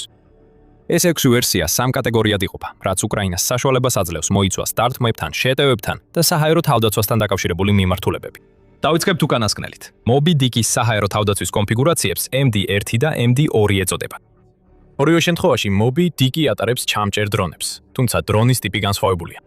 MD1 შეუძლია ატაროს 5-მდე ფიქსირებული ფრთის ჩამჭერი, რომლებიც პლატფორმიდან შეიძლება გაუშვან, რათა გაანადგურონ რუსული შაჰიდის ტიპის და მსგავსი დარტყმეთი დრონები, როდესაც ისინი შავი ზღვის გავლით უკრაინისკენ მიემართებიან. რუსეთი დიდი ხანია იყენებს ყირიმს როგორც დარტყმეთი დრონების გაშვების წერტილს, რომლებსაც ადრე შიდა ტერიტორიებიდან უშვებდნენ, მაგრამ 2025 წლის სექტემბრიდან უკვე ყირიმის დასავლეთ სანაპიროდან უშვებენ. MD1 ჩამჭერი დრონებით შეუძლია რუსული შაჰიდის ტიპების შეჩერება ბევრად ადრე, ვიდრე ისინი უკრაინის მატერიკზე მიაღწევენ. რაც შეეხება MD2-ს, ისიც ატარებს ჩამჭერებს, ოღონდ ესენი კვადროკოპტერის ვარიანტებია და ამ ვერსიის Moby Dick-ს 8 ესეთი შეუძლია წაიღოს. კიდევ ერთხელ, რუსულ შაჰიდებს სჯობს ფრთხილად იყვნენ. თუმცა ისინი ბევრს ვერაფერს მოუხერხებენ საზღვაო დრონს, რომელიც ქვემოდან იმალება და მზადაა ჩამჭერები ესროლოს მათ გზაზე. ასე რომ ხედავთ, რამდენად სასარგებლო შეიძლება იყოს Moby Dick-ი თავდაცვითი თვალსაზრისით. ასევე გითხარით, რომ უკრაინას შეუძლია თავისი ახალი დრონი გამოიყენოს რუსული სამხედრო გემების წყალქვეშა ნავებად გადასაქცევად. სწორედ აქ შემოდის საქმეში MD3 და MD4 ვერსიები. ორივე შექმნილია იმისთვის, რომ მიიტანოს ასაფეთქებელი ტვირთი საშუალო და სტრატეგიულ მანძილზე სამიზნეების დასარტყმელად. იუწყება ევრომაიდანის პრესა. და ამ ორ შორის MD3 ყველაზე საინტერესოა.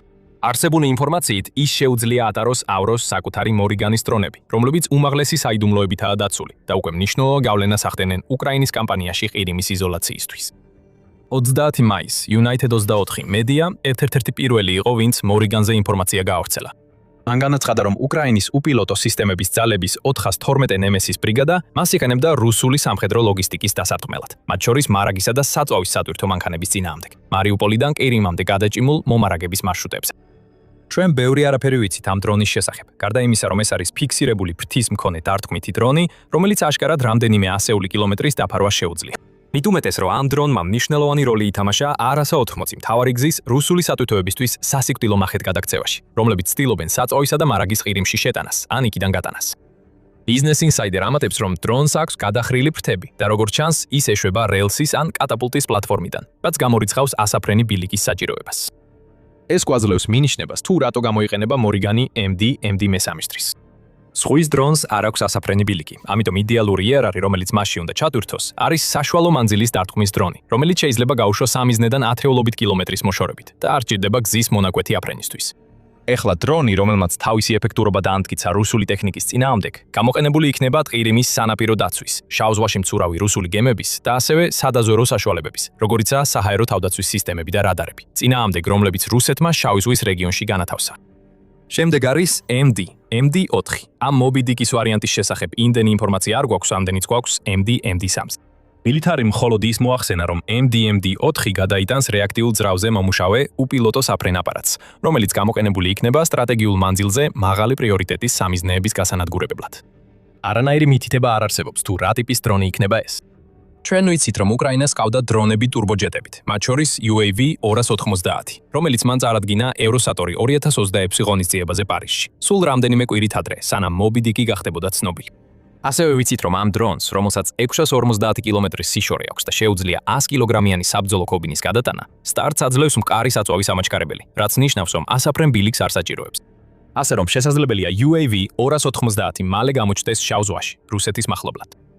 თუ ასეა, მაშინ რუსეთის გემებს მოუწევთ გამკლავება დარტყმით დრონთან, რომელიც შესაძლოა კიდევ უფრო ძლიერი იყოს ვიდრე მორიგანი და შეუძლია მაქსიმალური სიჩქარე 800 კმ/სთ.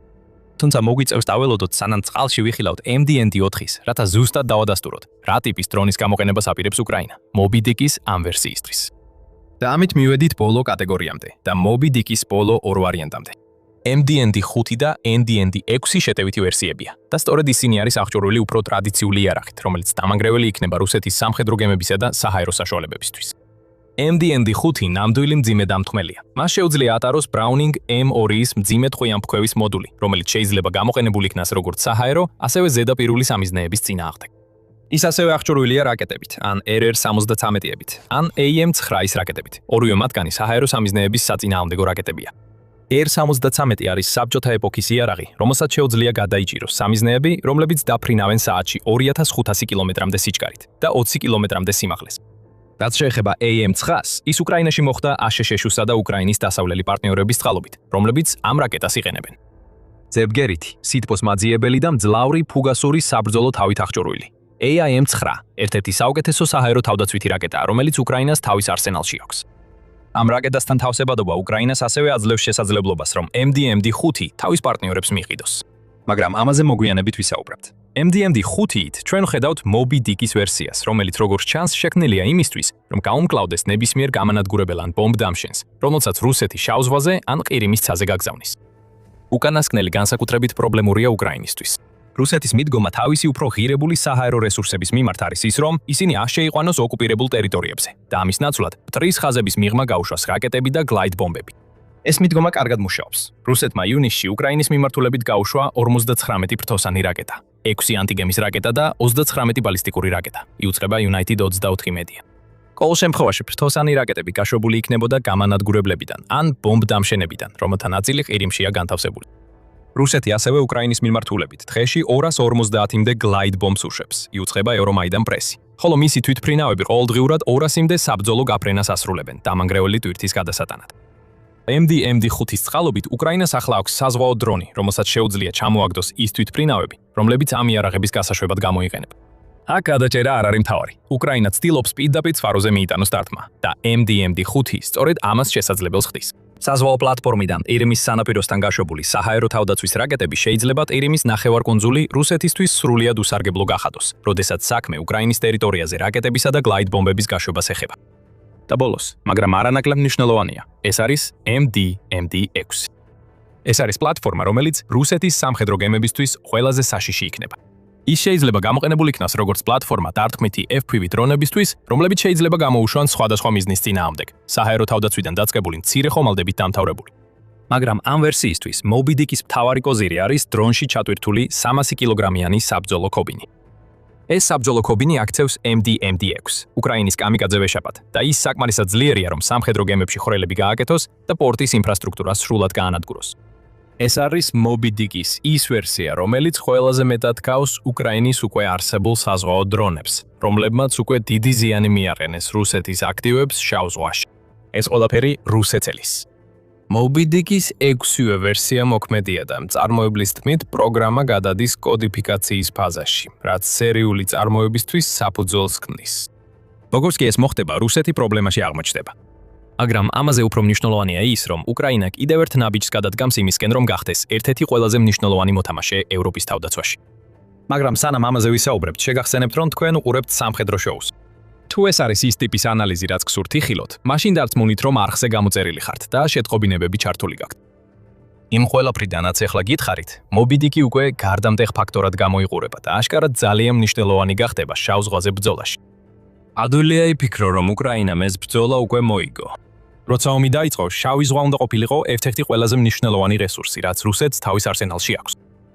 უკრაინას ფაქტობრივად არ ყავდა საზღვაო ფლოტი, ხოლო რუსეთს შავი ზღვის ფლოტი ყავდა. 70-ზე მეტი სამხედრო გემი და წყალქვეშა ნავი, რომელიც უნდა მიეცა რუსეთს საშუალება, უკრაინის სავაჭრო გემები დაიბლოკა და როგორც შეტევები განეხორციელებინა უკრაინის ტერიტორიაზე, ასევე მუდმივად გადაეყვანა ჯარები და აღჭურვილობა უკრაინაში. მოვლენები პუტინის გეგმების მიხედვით არ განვითარდა. უკრაინამ რაკეტებისა და საზღვაო დრონების კომბინაციით შავი ზღვის ფლოტის დიდი ნაწილი გაანადგურა. 2024 წლის დასაწყისისთვის უკრაინამ ფლოტის საბრძოლო გემების დაახლოებით მესამედი ჩაძირა, ან გამოუყენებლად აქცია, რამაც რუსეთი აიძულა დარჩენილი გემები ბაზებიდან გაეყვანა და ეცადა ისინი უკრაინის რაკეტებისა და საზღვაო დრონების მოქმედების არიდან დაემალა. მეცომ 26 ივნისის ანგარიში განაცხადა, რომ უკრაინელი ოფიციალური პირების თქმით, რუსეთის შიშის გამო, რომ მათი გემები უკრაინის იარაღით განადგურდება, აღარ აგზავნის ზედაპირულ ხომალდებს შავ ზღვასა და აზოვის ზღვაში. როგორც უკრაინის საზღვაო ძალების პრესპიკერი დმიტრო პლეტენჩუკი ირონიულად არნიშნავს, ოკუპანტ ზღვაში არც ერთი ერთეული აღარ დარჩა, არც აზოვის ზღვაში და არც შავ ზღვაში. სინამდვილეში ბოლო რამდენიმე თვეა ზღვაში გასვლა ერთგვარ ფუფუნებად იქცა. ამ ყველაფრიდან ჩანს, რომ უკრაინა შავ ზღვას აკონტროლებს. ბევრ მხრივ ასეც არის. ეხლა Moby Dick-ს პოტენციურად გადამწყვეტი როლის შესრულება ორ მხრივ შეუძლია. პირველ რიგში ამდენი სხვადასხვა ვარიანტის ქონა ნიშნავს, რომ უკრაინას შეუძლია შავი ზღვა თავის აქტივად აქციოს. უკვე შევეხეთ რამდენიმე გზას, თუ როგორ შეუძლია ამის გაკეთება, როდესაც ვარიანტებზე ვსაუბრობდით. ეს ავტონომიური დრონები პატრულირებენ და აკვირდებიან რუსულ გემებს, რომლებიც მაინც შედიან წყლის გზაში, რომელიც მათთვის უკვე სასიკვდილო გახდა. ეს გემები წყალქვეშა ნავებად გადაიქცევიან, რაც უკრაინას საშუალებას მისცემს შეინარჩუნოს ის უპირატესობა, რომელიც უკვე შექმნა თავისთვის. თუ პუტინს ჰქონდა იმედი, რომ რუსეთი ოდესმე ისევ გამოიყენებდა შავ ზღვას, Moby Dick-ის მთელი ფლოტი ამ იმედებს წერტილს უსვამს. ეს ვეშაპები ადვილად ვერ დაიბომბება ტორპედოებით. და რადგან ეს დრონებია, მათი წარმოება ბევრად იაფიჯდება ვიდრე ის სამხედრო გემები, რომლებიც რუსეთს მათი წინააღმდეგ საბრძოლველად უნდა შესწიროს. მეორეც, Moby Dick-ი შეიძლება უზარმაზარი წვლილი შეიტანოს უკრაინის კამპანიაში ყირიმის იზოლაციისთვის. რუსეთს დაინტერესებდა კიდევ რას გამოიყენებდა უკრაინა ამ კამპანიაში. ლოგისტიკური ბლოკადის პროგრამამ უკვე მისცა უკრაინას საშუალება ისე მოეწყო თავისი საშუალო მანძილის დარტყმის დრონები, რომ კეივიმის ნახევარკუნძულზე არატრადიციული ბლოკადა შექმნა. გზები, ხიდები და სატვირთო მანქანები ყველა სამიზნეა, რაც ხელს უშლის მარაგებისა და საწვავის ყირიმში მიწოდებას. ოკუპანტები ნახევარკუნძულზე ახლა მასიური საწვავის დეფიციტის წინაშე დგანან, მუდმივი უკრაინული დარტყმების ფონზე, რაც ყველაფერთან ერთად მიზნად ისახავს ყირიმში ცხოვრება აუტანელი გახადოს. და ახლა Moby Dick-ი მოქმედებაშია. იზოლაციის კამპანია აქედან მხოლოდ გაძლიერდება. Moby Dick-ის ის ვერსიები, რომლებიც ხომალდების მიზანში ამოღებას შეძლებენ, თითქმის აუცილებლად დაუმიზნებენ იმ ბორნებს, რომლებსაც რუსეთი ამჟამად იყენებს მარაგების ყირიმში გადასატანად, რადგან გზები იკეტება. ეს ხომალდები სამიზნეები გახდებიან, ისევე როგორც ქერჩის ხიდი. უკრაინას არც კი სჭირდება კამიკაძე MD-6-ის გაგზავნა ამ საქმის გასაკეთებლად. ახალი საზღვაო დრონის ვერსიები, რომლებიც ჰაერის დრონებს ან რაკეტებს უშვებენ, შესაძლოა საკმარისი იყოს ქერჩის ხიდის დისტანციიდან დასარტყმელად, რაც რუსი ოკუპანტებისთვის ნებისმიერ სახმელეთო მარშრუტს გადაჭრის, რომლითაც ისინი მატერიკზე მოხდებიან. აქ უკრაინას ხელში აქვს იარაღი, რომელიც არატრადიციულ ბლოკადას ცოტა უფრო ტრადიციულს გახდის. წარმოიდგინეთ Moby Dick-ის ფლოტი, რომელიც ყირიმს ატყამს გარს და მიხვდებით რაზეა საუბარი. არც ერთი გემი ვერ შევიდოდა და ვერ გამოვიდოდა. სამხედრო ობიექტები ყოველდღე დაიბომბებოდა. და თუ რუსეთი შეეცდება ყირიმის გამოყენებას უკრაინის მატერიკზე თავდასხმისთვის, იქვე იქნებიან ჩამჭერი დრონები და საჰაერო თავდაცვის რაკეტები, რომლებიც ამ დარტყმებს გზაზე შეაჩერებენ. ყირიმზე არსებული ყველა პრობლემა კიდევ უფრო გაუარესდება, როდესაც Moby Dick-ი მასობრივ წარმოებას შევა. და როგორც ჩანს, დიდი ალბათობით უკრაინა შეძლებს საკმარისზე მეტის წარმოებას იმისთვის, რომ თავისი სტრატეგია ბოლომდე მიიყვანოს და ყირიმი იზოლირებულ კუნძულად აქციოს. ჩვენ არ ვიცით, რამდენი ღირს Moby Dick-ი. ეს ინფორმაცია ჯერ არ გასაჯაროებულა. თუმცა ვიცით, რომ C-Baby, რომელიც ბევრ მსგავსებას ამჟღავნებს ახალ დრონთან, თუმცა ნაკლებად მრავალფუნქციურია, ერთეულზე დაახლოებით $200,000 ღირს, როგორც Defense Express იუწყება. თუ Moby Dick-ი ამავე ფასის დიაპაზონშია, უკრაინას შეეძლება ათეულობითი საშენება. რუსეთი ვერაფერს გააკეთებს ამის წინააღმდეგ. სტრატეგიად ყირიმის იზოლაციისთვის ახალ დონეზე გადავიდოდა. დაფიქრდით, სადაც Moby Dick-ი წარადგინეს. უკრაინული Nordic Naval Forge 2026-ის კონფერენციაზე. ეს გვიჩვენებს, რომ უკრაინა მომავალზეა ორიენტირებული. მისი ახალი დრონი შეასრულებს იმ დაუყოვნებლივ მიზნებს, რაზეც შავ ზღვასა და ყირიმში ვისაუბრეთ. მაგრამ უკრაინა სურდა, რომ პარტნიორების ყურადღება Moby Dick-ზე ყოფილიყო. ზუსტად ამიტომ წარადგინეს ის კონფერენციაზე, რომელშიც ქვეყნის სკანდინავიური მოკავშირეები მონაწილეობდნენ. Moby Dick-ით უკრაინას კიდევ ერთი იარაღი აქვს, რომლითაც შეუძლია თავი დაამკვიდროს, როგორც ერთ-ერთი ყველაზე მნიშვნელოვანი თავდაცვის პარტნიორი, რომელიც მის ევროპელ მოკავშირეებს ჰყავთ. ეს ნიშნავს, რომ ეს დრონი დიდ როლს ასრულებს უკრაინისთვის დახმარების მიმღებიდან, მსოფლიოს ერთ-ერთი ყველაზე მოწინავე თავდაცვის ტექნოლოგიის მიმწოდებლად გადაქცევაში. უკვე ვხედავთ, როგორც ძლიერდება უკრაინა ამ მიმართულებით. გაზაფხულზე უკრაინის პრეზიდენტმა ვოლოდიმირ ზელენსკიმ გამოაცხადა დრონ დილის დაწყება, რომელიც წარმოადგენს გლობალურ პარტნიორობას უკრაინასა და სხვადასხვა ქვეყანას შორის, ახლო აღმოსავლეთში, ევროპაში და კავკასიის რეგიონშიც. ეს შეთანხმება მიზნად ისახავს ყველა მონაწილეს დაეხმაროს მრავალფენოვანი საჰაერო თავდაცვის შექმნაში, უკრაინის გამოცდილებაზე დაბრუნებით. Moby Dick-ი შეიძლება უკრაინას ანალოგიური შესაძლებლობა მისცეს საზღვაო თავდაცვის სექტორშიც. ჩვენ წარმოვიდგენთ, რომ ახლო აღმოსავლეთს ბევრი ქვეყანა, რომლებიც 2026 წლის დასაწყისში ჰორმუზის სრუტეში ბლოკადის შედეგად დაზარალდნენ, სიამოვნებით ისურვებდნენ, რომ მათ გარშემო Moby Dick-ები დაცურავდნენ, რათა ირანული სწრაფი ნავებისა და შაჰიდის დრონებისგან დაეცვათ თავიანთი ტერიტორია. ევროპის ქვეყნები, რომლებიც ბალტიისა და ხმელთაშუა ზღვის რეგიონებში რუსეთთან აქვთ საქმე, სიამოვნებით ელიან შესაძლებლობას შეიძინონ ხარჯთეფექტური დრონების გადაწყვეტა სერიოზული საზღვაო პრობლემებისთვის. უკრაინამ ეს ძალიან კარგად იცის. Moby Dick-ით მას არა მხოლოდ თავისი უკვე ეფექტური შავი ზღვისა და ყირიმის სტრატეგიებისთვის იდეალური დამატება აქვს. უკრაინას აქვს იარაღის პაკეტი, რომელიც იდეალურია იმისთვის, რომ იმ პარტნიორების თავდაცვით სტრუქტურებში კიდევ უფრო მყარად დაიმკვიდროს ადგილი, რომლებიც ემზადებიან პუტინის რუსეთის წინააღმდეგ საკუთარი ბრძოლისათვის. უკრაინა აგზავნის რაღაც მასიურს ოკუპირებული ყირიმის მიმართულებით. ახლა როცა მას Moby Dick-ის წყალობით მეტი მობილობა აქვს. უკვე სასიამოვნოა იმის ხურება, როგორ აგებს რუსეთი ასე ცუდად. 2026 წელს ჩვენ ნახეთ დინამიკის სრული შემოbrunება. რა თქმა უნდა, რუსეთი ჯერ კიდევ ცდილობს, მაგრამ უშედეგოდ.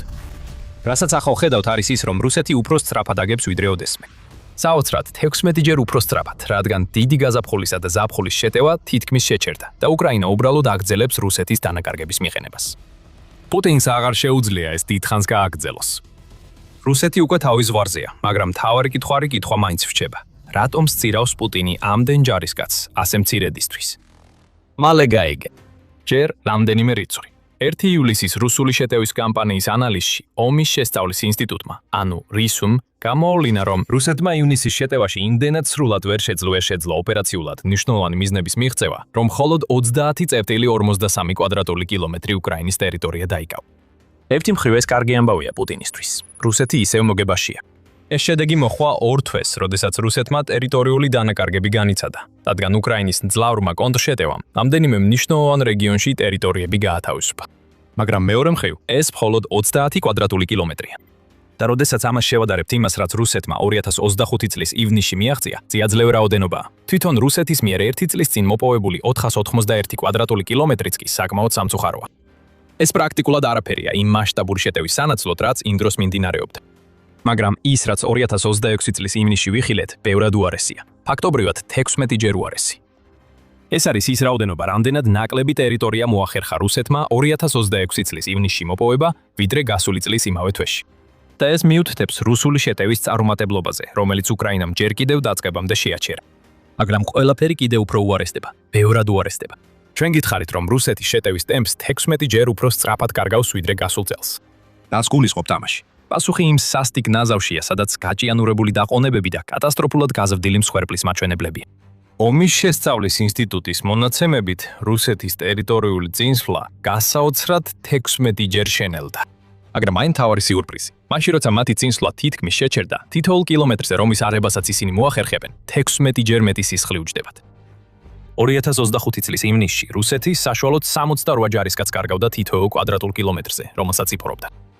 მაგრამ 2026 წლის ივნისში მიუხედავად იმისა, რომ მათ 39490 მსხვერპლი დაკარგეს, თითქმის ვერანაირი ტერიტორია ვერ აიღეს, რაც ნიშნავს, რომ ახლა თითოეულ კვადრატულ კილომეტრზე რეკორდული რაოდენობის 1298 ჯარისკაცს კარგავენ.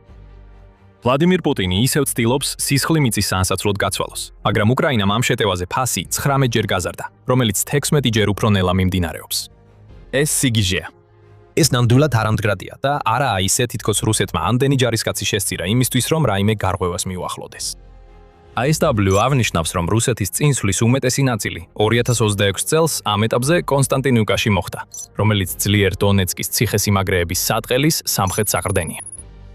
ამ ქალაქში მიღწეულმა წარმატებებმა შეადგინა რუსეთის მიერ ივნისის უსუსურ კამპანიაში მოპოვებული ტერიტორიის 67%. და თუ დივერსანტებსაც ჩავთვლით, რუსეთს ქალაქის 37%-ში ჰყავს ჯარი ადგილზე. ეს პროცენტი ბევრად დაბალია თუ დივერსანტებს არ ჩავთვლით და მხოლოდ იმ ნაწილებს გავითვალისწინებ, რომელსაც რუსეთი პირდაპირ აკონტროლებს. გაითვალისწინეთ, რომ რუსეთი კონსტანტინიუკაში პირველად 2025 წლის ოქტომბერში შევიდა. დაახლოებით 3/4 წლის ბრძოლის შედეგად, თუ გულუხვად შევაფასებთ, რუსეთმა ქალაქის დაახლოებით 1/3 დაკავება შეძლო. მაგრამ ეს ყველაფერი ნიშნავს იმას, რომ რუსეთი ფაქტობრივად ჩიხშია ციხესიმაგრეების სატყელის სამხრეთ წვერზე და ამ პოზიციამდე მისასვლელად უზარმაზარი სისხლის ფასს იხდის. პუტინი გაცეცხლებული იქნება. მან 2026 წლის სექტემბრისთვის დააწესა ვადა მთელი ციხესიმაგრეების სარტყელის ჩამოშლისთვის, მაგრამ მისი ჯარისკაცები ჯერ კიდევ ერთ-ერთ იმ 4 ქალაქში იბრძვიან, რომლებიც ამ სარტყელს ქმნიან და ამ ქალაქშიც ძლიერ ძლივს მიიწევენ წინ. პუტინს გონია, რომ ყველაფრისთვის აქვს გამოსავალი. იმ სექტემბრის ვადას გადააქვს 31 დეკემბრამდე. ეს ნამდვილად საკმარისი იქნება, არა პუტინო? კიდევ რამდენიმე თვე არმიისთვის, რომელიც იმდენად ნელა მიიწევს წინ, რომ ზარმაცასაც კი შევსხვებოდა, თითქოს უცებ დააჩქარებს მოვლენებს და მომდევნო 6 თვეში მთლიანად ჩამოშლის ამ ციხესიმაგრეს. ამისთვის მხოლოდ ერთი სიტყვა: სულელუი. მაინც ეს მხოლოდ დონეცკის ვადის გადავადების მე-15 შემთხვევა.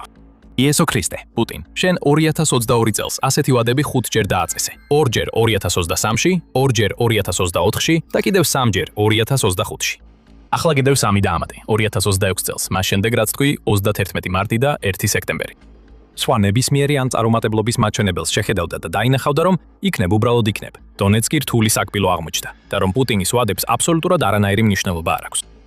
რაც შეეხება უკრაინას, ის ანძაფრებს ყველა იმ რუსულ წარუმატებლობას, რასაც ხედავთ. დარტყმების კამპანიით, რომელიც მოსკოვის ტანჯვას კიდევ უფრო ანძაფრებს.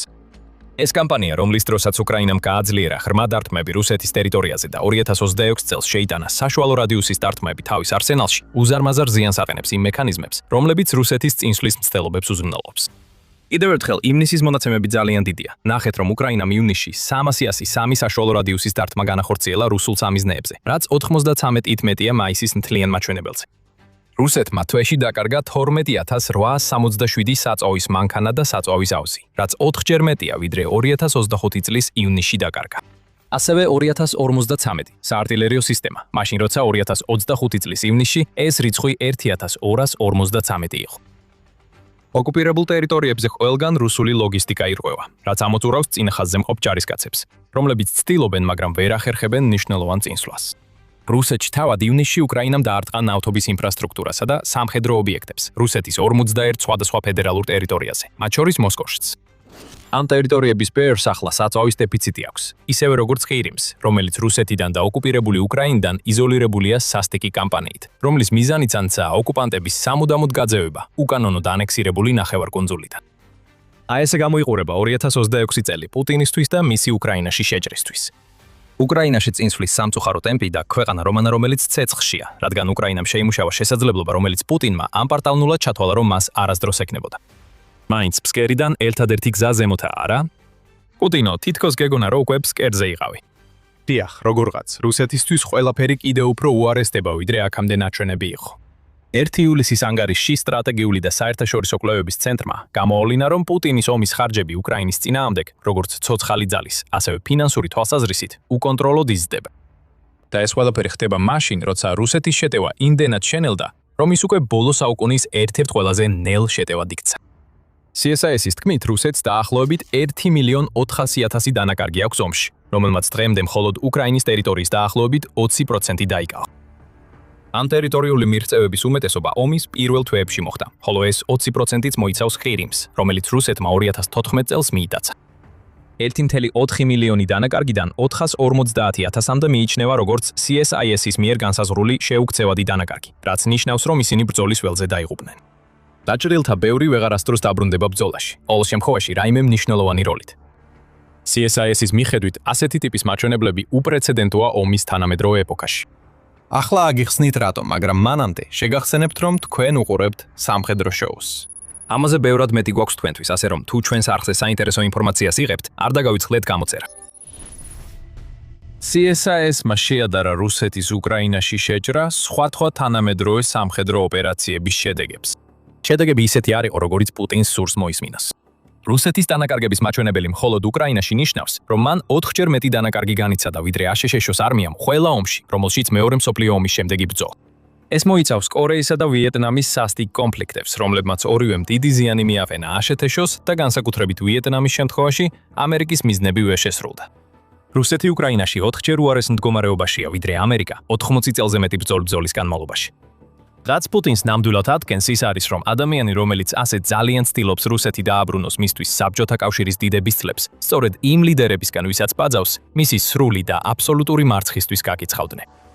რუსეთის დანაკარგები უკრაინაში 9-ჯერ აღემატება საბჭოთა და რუსეთის საერთო დანაკარგებს მეორე მსოფლიო ომის შემდეგ. გავიმეორებთ ამას, 9-ჯერ უფრო მაღალია. თუ პუტინს უნდა, რომ მისი მემკვიდრეობა იყოს რუსეთის დაბრუნება საბჭოთა კავშირის ან რუსეთის ისტორიის რომელიმე სხვა თითქოს დიდებულ ეპოქაში, მაშინ ის მარცხს განიცდის. და სიტუაცია უბრალოდ არ გაუმჯობესდება რუსეთისთვის. United 24 Media იცნობით, რუსეთი 2026 წელს თვეში 30,000-დან 34,000-მდე ჯარისკაცს კარგავს. თუ ივნისის მონაცემებსაც დავამატებთ, მივიღებთ დანაკარგების მაჩვენებას, რომელიც რუსეთისთვის უკვე ძალიან ახლოსაა 40,000-დან. ეს დანაკარგები ახალი კონტრაქტიანი ჯარისკაცებით არიფსება. რუსეთი მოხალისეებს თვეში 27,000 ტემპით აგროვებს, რაც ნიშნავს, რომ უკრაინა ყოველ თვეს ანცირებს რუსეთის ცოცხალი ძალის უპირატესობას. CSIS-ის ინფორმაციით, ფრონტის ზოგიერთ მონაკვეთზე რუსეთზე რუსეთი ახლა 8 ჯარისკაცს კარგავს, თითოეულ უკრაინელზე. და ფრონტის საკვანძო უბნებზე წინსვლის ტემპი ძალიან ნელია. კონსტანტინიუკაში, რომელიც შეიძლება გახსოვდეთ წინა ეპიზოდიდან, რუსეთი დღეში მხოლოდ 50 მეტრით მიიწევს წინ, არა კილომეტრებით, არამედ მეტრებით. უმეტესობა ადამიანს ამ მანძილის გარბენა 10 წამში ან ნაკლებ დროში შეუძლია. პოკროვსკში რუსეთი დღეში 70 მეტრით მიიწევს წინ, ხოლო საუკეთესო შედეგი სლოვიანსკის სექტორში აქვს, დღეში 90 მეტრი. ასეთი მაჩვენებლები პირველი მსოფლიო ომის სომის ბრძოლის შემდეგ არ გვინახავს. და ეს არ არის ის, რითაც პუტინმა უნდა იამაყოს. უკრაინის დრონების უპირატესობა აქ ნამდვილად იწყებს შედეგის მოტანას. CSIS აცხადებს, რომ უკრაინის მიერ ხელოვნურ ინტელექტზე დაფუძნებული და ავტონომიური სისტემების გამოყენება დიდ როლს თამაშობს იმ რუსულ მარცხებში, რასაც ახლა ბრძოლის ველზე ვხედავთ. ეს განსაკუთრებით დიდი მიზეზია იმისა, რატომაც ვხედავთ იმ 8-1-ზე დანაკარგების სტატისტიკას, რომელიც იყო ნახსენები. პუტინი კვლავ ცდილობს თავისი ჯარისკაცების წინ წაწევას, მაშინ როცა უკრაინა სრულყოფილად ფლობს ხელოვნურ ინტელექტზე დაფუძნებული დრონებისა და ავტონომიური იარაღების გამოყენებას, რაც საშუალებას აძლევს ჯარისკაცების შორს დაიჭიროს ფრონტის ხაზიდან და ამავდროულად მტერს დიდი დანაკარგები მიაყენოს. რუსეთი ცდილობს საკუთარი ხელოვნური ინტელექტის განვითარებით უპასუხოს ამ გამოწვევას. 3 ივლისის პრავდას ანგარიშის მიხედვით რუსეთმა დაიწყო ხელოვნურ ინტელექტზე აღჭურვილი დრონების მასობრივი განთავსება ზაპოროჟიეში, რაც აშკარა შეშფოთების საგანია, მიუხედავად იმისა, რომ ეს უკრაინის მიერ რუსეთის დასათქმელად ხელოვნურ ინტელექტზე დაფუძნებული დრონების დიდი მარაგის დაგროვებიდან მხოლოდ თვეების შემდეგ მოხდა. მაგრამ ჩანს, რომ რუსეთისთვის ეს ძალიან ცოტა და ძალიან გვიანია. უკრაინის დრონების უპირატესობა მუდმივად იზრდება. ფრონტზე უკრაინა ინარჩუნებს 1.5-თან რაოდენობრივ უპირატესობას FPV დრონების მხრივ. უკრაინას ასევე შეუძლია დრონებით რუსეთისთვის ტოლობა და ხშირად თავისი შორმანძილზე შეტევებით რუსეთის რაოდენობასაც კი აჭარბებს. და სანამ რუსეთი ცდილობს დაეუფლოს ხელოვნურ ინტელექტსა და დრონებს, უკრაინა ავითარებს დრონებს, რომლებიც პრაქტიკულად ნებისმიერი ადგილიდან შეიძლება გაუშვას. ეს ჩვენ ხედავთ ზღვის ყურეში. ზღვის დრონი, რომელიც ადრე და ახლაც გამოიყენება კამიკაძე თავდასხმებისთვის რუსულ ხომალდებზე, ასევე გადაკეთდა FPV დრონების გაშვების პლატფორმად, რომლებსაც შეუძლიათ მიზნების დართვა შავ ზღვასა და ტირიმში. ამ ყველაფრის ხარჯი რუსეთისთვის უბრალოდ არამდგრადია. ეს უკვე ხედავთ რეკრუტირების მაჩვენებლებში. საშუალო თვეში 27,000 მოხალისე იწერება, მაგრამ რუსეთისთვის კატასტროფული ივნისის შემდეგ ეს მაჩვენებელი 12,000-ით ნაკლებია. მაგრამ ამას ფინანსურადაც ვხედავთ. რუსეთის მიდგომა, რომელიც უკრაინის გაუმფიტვას ემსახურებოდა, ახლა დაინგრა, რადგან დრონები ბრძოლის ველზე დანაკარგების 90%-მდე მიზეზია. ეხლა როგორც The Independent იუწყება, რუსეთი მინიმუმ 28 მილიარდი დოლარით გადააჭარბებს დაგეგმილ წლიურ ბიუჯეტს, ომის ხარჯების ზრდის გამო, რაც გამოწვეულია დანაკარგების მასშტაბური ტემპით. რუსეთის ომის ხარჯებმა 2026 წლის პირველ კვარტალში ახალი რეკორდული მაჩვენებელი მიაღწია, რადგან მან შეჭრაზე 83.5 მილიარდი დოლარი დახარჯა, რაც რუსეთის მთლიანი ბიუჯეტის დაახლოებით ნახევარი. უკვე 2025 წლის აპრილში უკრაინის პრეზიდენტი ვოლოდიმირ ზელენსკი ამტკიცებდა, რომ რუსეთმა ომში 1 ტრილიონი დოლარი დახარჯა. ამ მაჩვენებელს თუ კიდევ 1 წლის ხარჯებს დავუმატებთ, რუსეთი ამ კვარტალური მონაცემების მიხედვით უფრო ახლოსაა 1.5 ტრილიონ დოლართან, ვიდრე 1 ტრილიონთან. რუსეთი სერიოზულად აკებს. მიუხედავად იმისა, რომ პუტინის ძალებმა ივნისში მცირე წარმატებების მიღწევა შეძლეს, ეს წარმატებები უფრო ნელა მოდის ვიდრე ოდესმე და ძალიან დიდი ფასის გადახდით. და ეს გვაბრუნებს იმ კითხვასთან, რომელიც ვიდეოს დასაწყისში დავსვით. რატომ სწირავს პუტინი ამდენ ჯარისკაცს ასეთი მცირე შედეგის მისაღებად? პასუხის ნაწილი იმაში მდგომარეობს, რომ უკრაინაში ჩვენ ხედავთ ტრადიციულ რუსულ ომის სტილს. თუმცა მისი დამახინჯებული ვერსიით, რომელიც მუდმივ მსხვერპლს მოიცავს, მაგრამ არ იძლევა იმგვარ შედეგებს, როგორცაც პუტინი ელოდა. დედები კიდევ გააჩენენ ვაჟებს, ასე აღწერს ჟენევა სოლუშენსი რუსეთის ომის მიდგომას და ეს მართალია. საუკუნეების განმავლობაში რუსეთი ომში მონაწილეობდა უბრალოდ ერთი ჯარისკაცის მეორის მიყოლებით ბრძოლაში გაგზავნით, რადგან იცოდა, რომ ადამიანური რესურსის უპირატესობა, რომელსაც ბრძოლის ველზე მიიყვანს, საბოლოოდ მტრის დასაძლევად საკმარისი იქნება. თითქმის ყველა დიდი რუსული გამარჯვება ასობით, ათასობით, თუ არა მილიონობით მსხვერპლით არის შერებილი, რადგან საერთო სიკეთისთვის თვით და წირვის კულტურას იყენებენ ისეთი ლიდერები, როგორიცაა პუტინი. რუსეთის მთავარი პრობლემა უკრაინაში ის არის, რომ ის აღარ იბრძვის ისეთ ომში, სადაც ცოცხალი ძალის ხორცაკებში შეყრა მანამ, სანამ ის არ გაიჭედება, იმუშავებს. დრონებმა ეს ყველაფერი შეცვალეს, განსაკუთრებით ახლა, როცა უკრაინას აქვს ავტონომიური დრონები, რომლებიც საშუალებას აძლევს მას დაიცვას თავისი ჯარისკაცები და ამავე დროს რუსეთს დიდი დანაკარგები მიაყენოს. მაინც პუტინი ჯიუდია. საბჭოთა აზროვნების ადამიანი, რომელიც 21 საუკუნეში არ არის თავის ადგილზე, ჯერ კიდევ სჯერა, რომ ტრადიციული რუსული მიდგომა მისთვის სასურველ შედეგს მოიტანს. ეს ნაწილობრივ ის მიზეზია, რატომაც პუტინი არ აჩერებს თავის საბედისწერო შეჭრას. მაგრამ ამ ფატალისტური ტრადიციონალიზმის უკან ბევრად უფრო დიდი მიზეზი იმალება. პუტინს უბრალოდ არ შეუძლია უკრაინაში დამარცხების უფლება მისცეს თავს, ამიტომ ის იბრძოლებს მანამ, სანამ არ გაიმარჯვებს ან არ წავა. იმის გასაგებად რატო ჩანს, რომ პუტინმა გონება დაკარგა ინდონემდე, რომ მზად არის მთელი რუსეთი შესწიროს უკრაინის ხელში ჩაგდებას. უნდა დააკვირდეთ, როგორ უყურებს რუსეთის ლიდერი თავის დიდ მტერს. პუტინი სასოწარკვეთილია, რომ უზრუნველყოს თავისი მემკვიდრეობა, სულ მცირე ახალი რუსული იმპერიისთვის საფუძვლის ჩაყრით. იდეალურ შემთხვევაში ეს იმპერია უნდა შეიქმნას, სანამ ის ჯერ კიდევ ცოცხალია. უკრაინა უნდა ყოფილიყო ამ ყველაფრის დასაწყისი. პუტინის ერთ-ერთი დამახინჯებული გამართლება უკრაინაში შეჭრისთვის არის ის, რომ უკრაინა რუსეთის ყოფილი იმპერიის ნაწილია, რომელიც იწყება ცარების ეპოქიდან, როგორც იყვნენ პეტრე დიდი და ეკატერინე დიდი.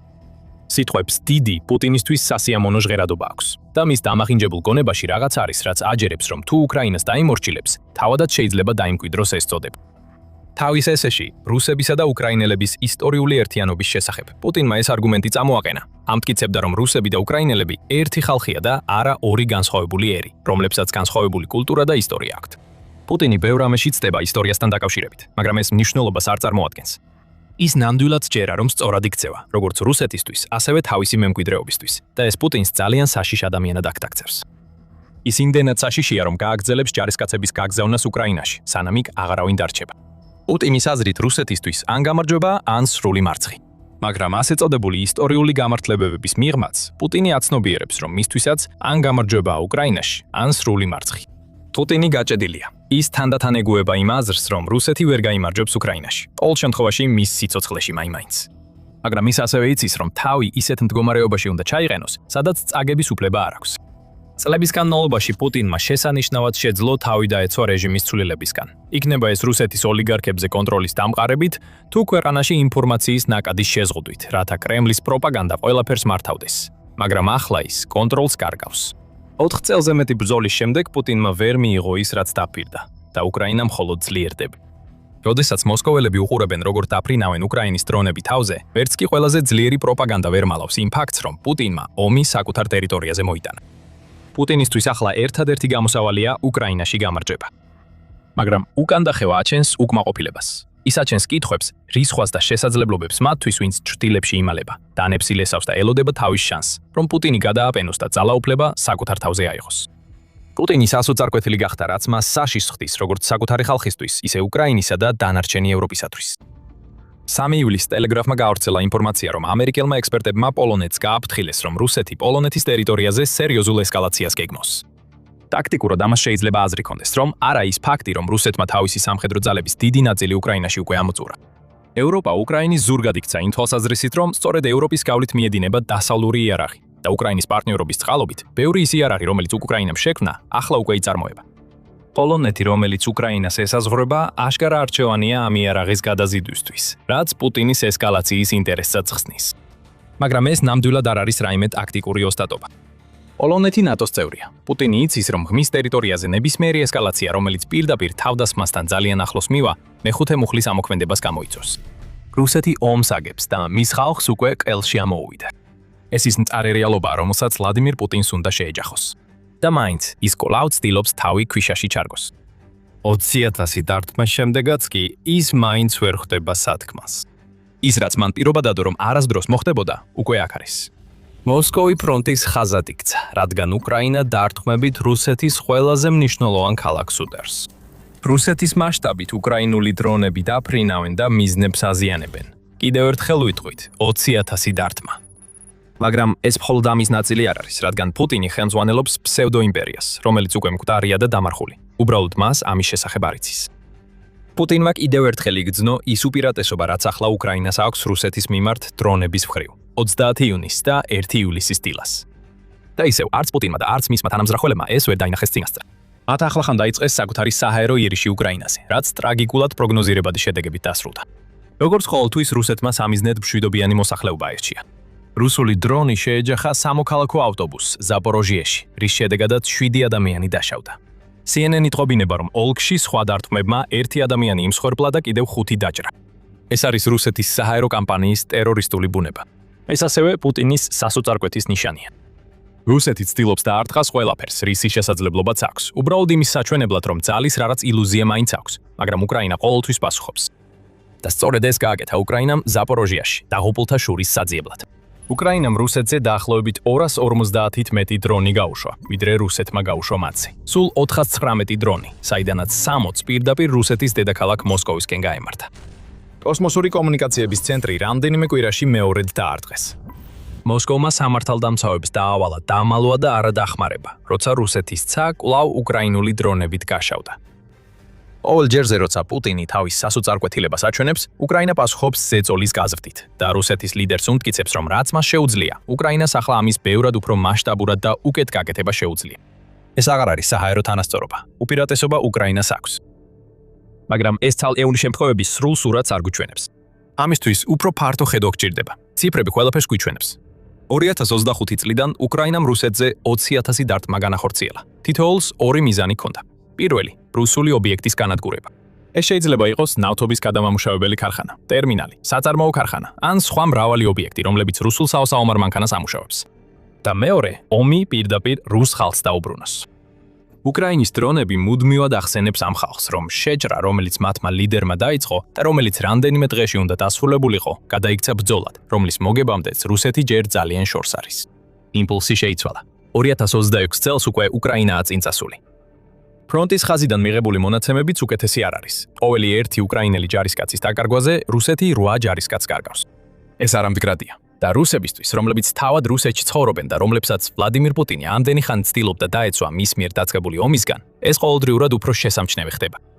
10,000-ობით ადამიანი მიემართება უკრაინაში და აღარასოდეს ბრუნდება უკან. ყოველ ჯერზე, როცა ვლადიმირ პუტინი ან მისი გარემოცვა ცდილობს თავი შეაქოს საჰაერო დარტყმისთვის, უკრაინა ახსენებს, რომ მას ბევრად მეტი შეუძლია. ოჯახებები მთელ რუსეთში განადგურებულია. იშვიათად დრონების მიერ სამხედრო ობიექტებზე დარტყმით, მაგრამ ბევრად უფრო ხშირად თავად ვლადიმირ პუტინის მიერ, რადგან მისი დაუსრულებელი ომის წყურვილი მამებს, შვილებსა და ქმრებს აშორებს მათ ყველაზე ახლობლებს. ეს არის რეალობა, რომელიც ვლადიმირ პუტინმა შექმნა მილიონობით ადამიანისთვის მთელ რუსეთში, რომლებიც ახლა ომს ისე გრძნობენ, როგორც არასდროს. ეს რეალობა მძიმეა. რუსეთი მარცხს განიცდის. ჩვენ ხედავთ მტკიცებულებებს მთელ რუსეთში და ოკუპირებულ ტერიტორიებზე. სანქტ-პეტერბურგში, რომელიც პუტინის მშობლიური ქალაქია და ერთ-ერთი მარგალიტია რუსეთის ქალაქებს შორის, რომლებსაც განსაკუთრებული სტატუსი აქვთ და კარგად უნდა იყოს დაცული, ჩვენ ხედავთ, როგორ ურტყამენ უკრაინული დრონების ამიზნეებს. ოკუპირებულ ყირიმში, რომელიც დიდი ხანია რუსეთის მოჩვენებითი დომინირების სიმბოლოა უკრაინაზე, სკოლები იხურება და ბენზინგასამართ სადგურებს ერთადერთი პროდუქტი ეწურებათ. ეს ყველაფერი კი უკრაინის მიერ ოსტატურად ჩატარებული იზოლაციის კამპანიის შედეგია. ხელისუფლება რუს სამოქალაქო მოსახლეობას აფრთხილებს, რომ სახლში დარჩნენ, ხოლო საჰაერო განგაში სირენების ხმა მთელ რუსეთში ცხოვრების განუყოფელ ნაწილად იქცა. ეს ყველაფერი არ უნდა მომხდარიყო.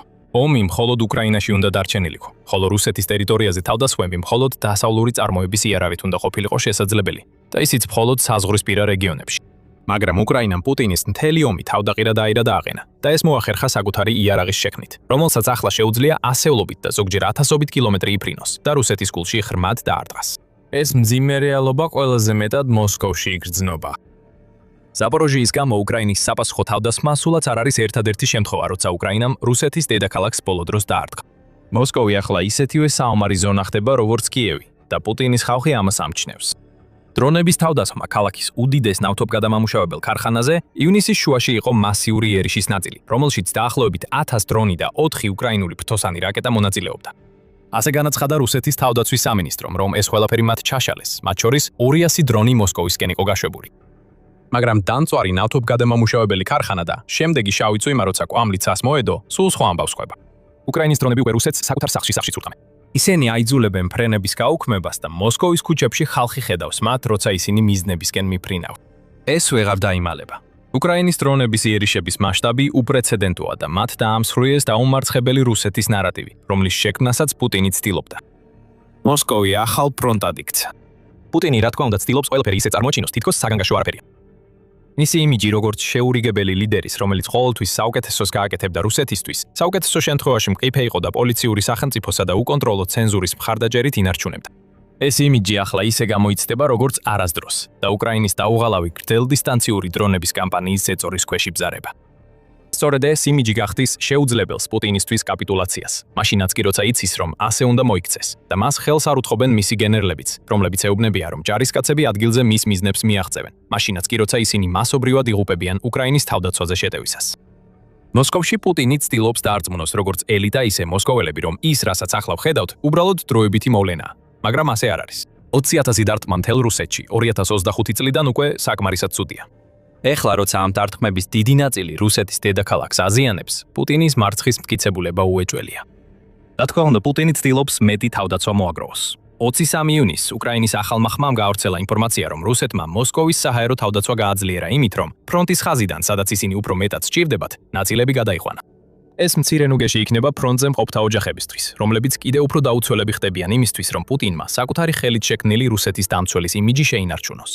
მაგრამ ესეც კი საკმარისი არ არის. ერთ-ერთ პანცირის სისტემას, რომელიც რუსეთმა ფრონტიდან მოსკოვის ნავთობგადამამუშავებელ ქარხანაში გადაიყვანა, რომელიც ჯერ კიდევ უკრაინის ივნისის შუა რიცხვებში განხორციელებული დარტყმისგან აღდგენას ცდილობდა, მხოლოდ 2 რაკეტა ჰქონდა იმ 6-დან, რაც უნდა ქონოდა. რუსეთის საჰაერო თავდაცვის სისტემებს ამუნიცია ეწურებათ. რას ელოდება პუტინი მოსკოველებისგან?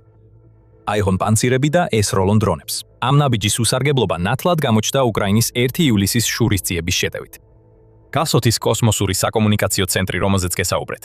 ის, რომელიც უკვე ერთხელ იყო დაზიანებული, სწორედ ასეთი ობიექტების გარშემო უნდა აძლიერებდეს რუსეთის საჰაერო თავდაცვას, მაგრამ უკრაინამ მაინც შეძლო მისი ხელახლა დაზიანება. დრონებმა 500 კილომეტრზე მეტი გაიარეს, რათა მიაღწიათ დუბნაში მდებარე სატელიტური საკომუნიკაციო ცენტრისთვის და რუსეთის თავდაცვამ კიდევ ერთხელ თითქმის ვერაფერი გააკეთა მათი შესაჩერებლად. ზელენსკიმ მოგვიანებით დაამატა, რომ უკრაინის დრონებმა მოსკოვსა და ვლადიმირის რეგიონში 4 მსგავსი ცენტრი დააზიანეს.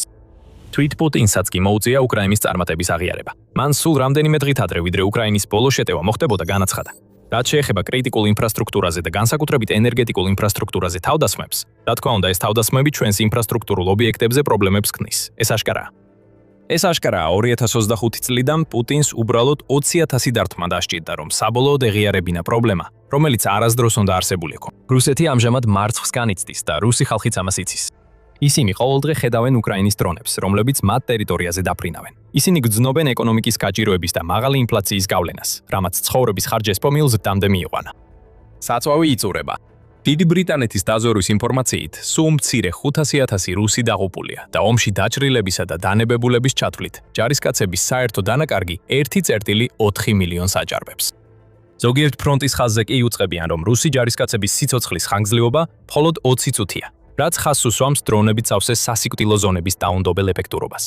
იმ რეგიონებში, სადაც პუტინის გენერლები ჯერ კიდევ ცდილობენ დაარწმუნონ იგი, რომ ეს ტერიტორიები გარდაულად დაეცემა. შესაძლოა დროთა განმავლობაში ასეც მოხდეს, მაგრამ რუსების სხეულში ჩაბეჭდილი იარები სულ უფრო ღრმავდება და ბევრისთვის რუსეთში მოთმინების ფიალა უკვე აივსო. ისინი ომის დასრულებას ითხოვენ და სულ უფრო მეტად მზად არიან უთხრან პრეზიდენტს, რომელმაც ამდენი ხანი შიში ამყოფა ისინი, რომ ომი დასრულებულია. რუსეთმა წააგო, შეეგუეთ ამას. ეს შეიძლება ყველაფერს შეცვლიდეს პუტინისთვის, მაგრამ სანამ უფრო ღრმად შევალთ თემაში, შეგახსენებთ, რომ თქვენ უყურებთ სამხედრო შოუს. თუ ჩვენ სარფზე ახალ ინფორმაციას იღებთ, გამოიწერეთ და დააჭირეთ შეთხობინების ზარს, რომ ჩვენი ვიდეოები არ გამოგრჩეთ. რუსეთში ანტისაომარი ხმები უფრო და უფრო ძლიერდება და ისინი პუტინს ერთსა და იმავეს ეუბნებიან. გამოგიყვანე ომიდან. 1 ივლისის ანგარიშში კიევის პოსტმა გამოავლინა, რომ უკრაინის ყველაზე მასშტაბურმა თავდასხმამ მოსკოვზე ანტისაომარი განწყობების მკვეთრი ზრდა გამოიწვია მთელ რუსეთში. გამოცემა ციტირებს არასამთავრობო ორგანიზაცია Join Ukrainis კვლევას, რომელმაც გააანალიზა სოციალური მედიის აქტივობა უკრაინის დარტყმების შემდეგ. 81883 პოსტის გადამოწმების შემდეგ, რომლებმაც Telegram-სა და სხვა სოციალურ ქსელებში ჯამში 594 მილიონი ნახვა დააგროვეს, ამ კვლევის მიხედვით რუსეთში ანტისაომარი განწყობა გასაოცარი 235%-ით გაიზარდა. 18 ივნისს მოსკოვის ნავთობგადამამუშავებელ ქარხანაზე თავდასხმა, როგორც ჩანს, გარდამტეხი მომენტი გახდა, ხოლო მოსკოვზე განხორციელებული ბოლო შურისძიების დარტყმა სავარაუდოდ კიდევ ერთ ზრდას გამოიწვევს. აქ ჩვენ ხედავთ საინფორმაციო დღის წესრიგის ცვლილებას, რომელზეც ვლადიმერ პუტინი ასეთ დიდხანს იყო დამოკიდებული და ეს მის სასარგებლოდ აღარ მუშაობს. გარდა იმისა, რომ ანტისაომარი პოსტების რაოდენობა 235%-ით გაიზარდა, კვლევამ ასევე აჩვენა, რომ იზრდება კრიტიკა რუსეთის ხელისუფლებისა და მათი უკრაინაინის თავდასხმებთან გამკლავების მიმართ. იზრდება ეჭვები რუსეთის საჰაერო თავდაცვის ეფექტურობასთან დაკავშირებით, რაც გასაკვირი არ არის, თუ გავითვალისწინებთ იმ გავლენას, რასაც უკრაინის დრონები აშკარად ახდენენ. კვლევის მიხედვით პუტინის მთავრობას ადანაშაულებენ იმაში, რომ ვერ იცავს საკუთარ მოქალაქეებს. იულია იელენიჩი, ორგანიზაცია Join Ukrainიდან ამას სრულყოფილად აჯამებს. სანამ ბრძოლა შორს მიმდინარეობს, უფრო ადვილია მისი იგნორირება ან პროპაგანდის პრიზმაში დანახვა. მაგრამ როდესაც დრონები მოსკოვს ან სხვა დიდ ქალაქებს აღწევენ, რუსები იწყებენ ფიქრს საკუთარ უსაფრთხოებაზე. კითხვის ნიშნის ქვეშ აყენებენ ხელისუფლებას, კრიტიკულად აფასებენ ოფიციალურ განცხადებებს და ითხოვენ ომის დასრულებას. იელენიჩი უწყება. ეს პუტინისთვის მიუღებელია. ეს ისეთივე ნათელი მტკიცებულებაა, როგორც ნებისმიერი სხვა, რომ მისი სტატუსი, როგორც რუსეთის დიდი დამცველი, კითხვის ნიშნის ქვეშ დგება. მიუხედავად იმისა, რომ მან პოლიციური სახელმწიფო შექმნა და სოციალური მედიისა და ინტერნეტის მიმართ ყველა სახის რეპრესიები გაატარა რუსეთში, უკმაყოფილება არა მხოლოდ აღწევს ხალხამდე, არამედ იზრდება კიდეც. და კიდევ ბევრია. სოციალური მედიის საუბრებს მიღმა სხვა ნიშნებიც არსებობს, რომ პუტინის ხალხის სურს, მან საბოლოოდ აღიაროს, რომ შეჭრა, როგორც ის წარმოედგინა, წაგებულიაბულია. 19 ივნისის ანგარიში პრავდა ამხელს, რომ პროექტმა სახელად Faraday Daily, რომელიც რუსმა ჟურნალისტმა ფარიდა რუსტამოვამ შექმნა, მოიპოვა წვდომა წყაროზე რუსეთის ერთიანი რუსეთის პოლიტიკურ პარტიაში, რომელსაც პუტინი ხელმძღვანელობს. ანცხარო გაამხილა, რომ პარტიის მიერ ჩატარებულმა ფოკუს ჯგუფებმა სულ უფრო მეტად აჩვენა, რომ რუსი ხალხი მზად არის მიიღოს უკრაინის ომის დასრულება, რომელიც გამარჯვებას არ ნიშნავს. 60%-მა განაცხადა, რომ ისინი ომით დაღლილები არიან და ეს დაღლილობა მხოლოდ გაიზრდება, რადგან უკრაინის მეტი დრონი მიაღწევს მოსკოვს.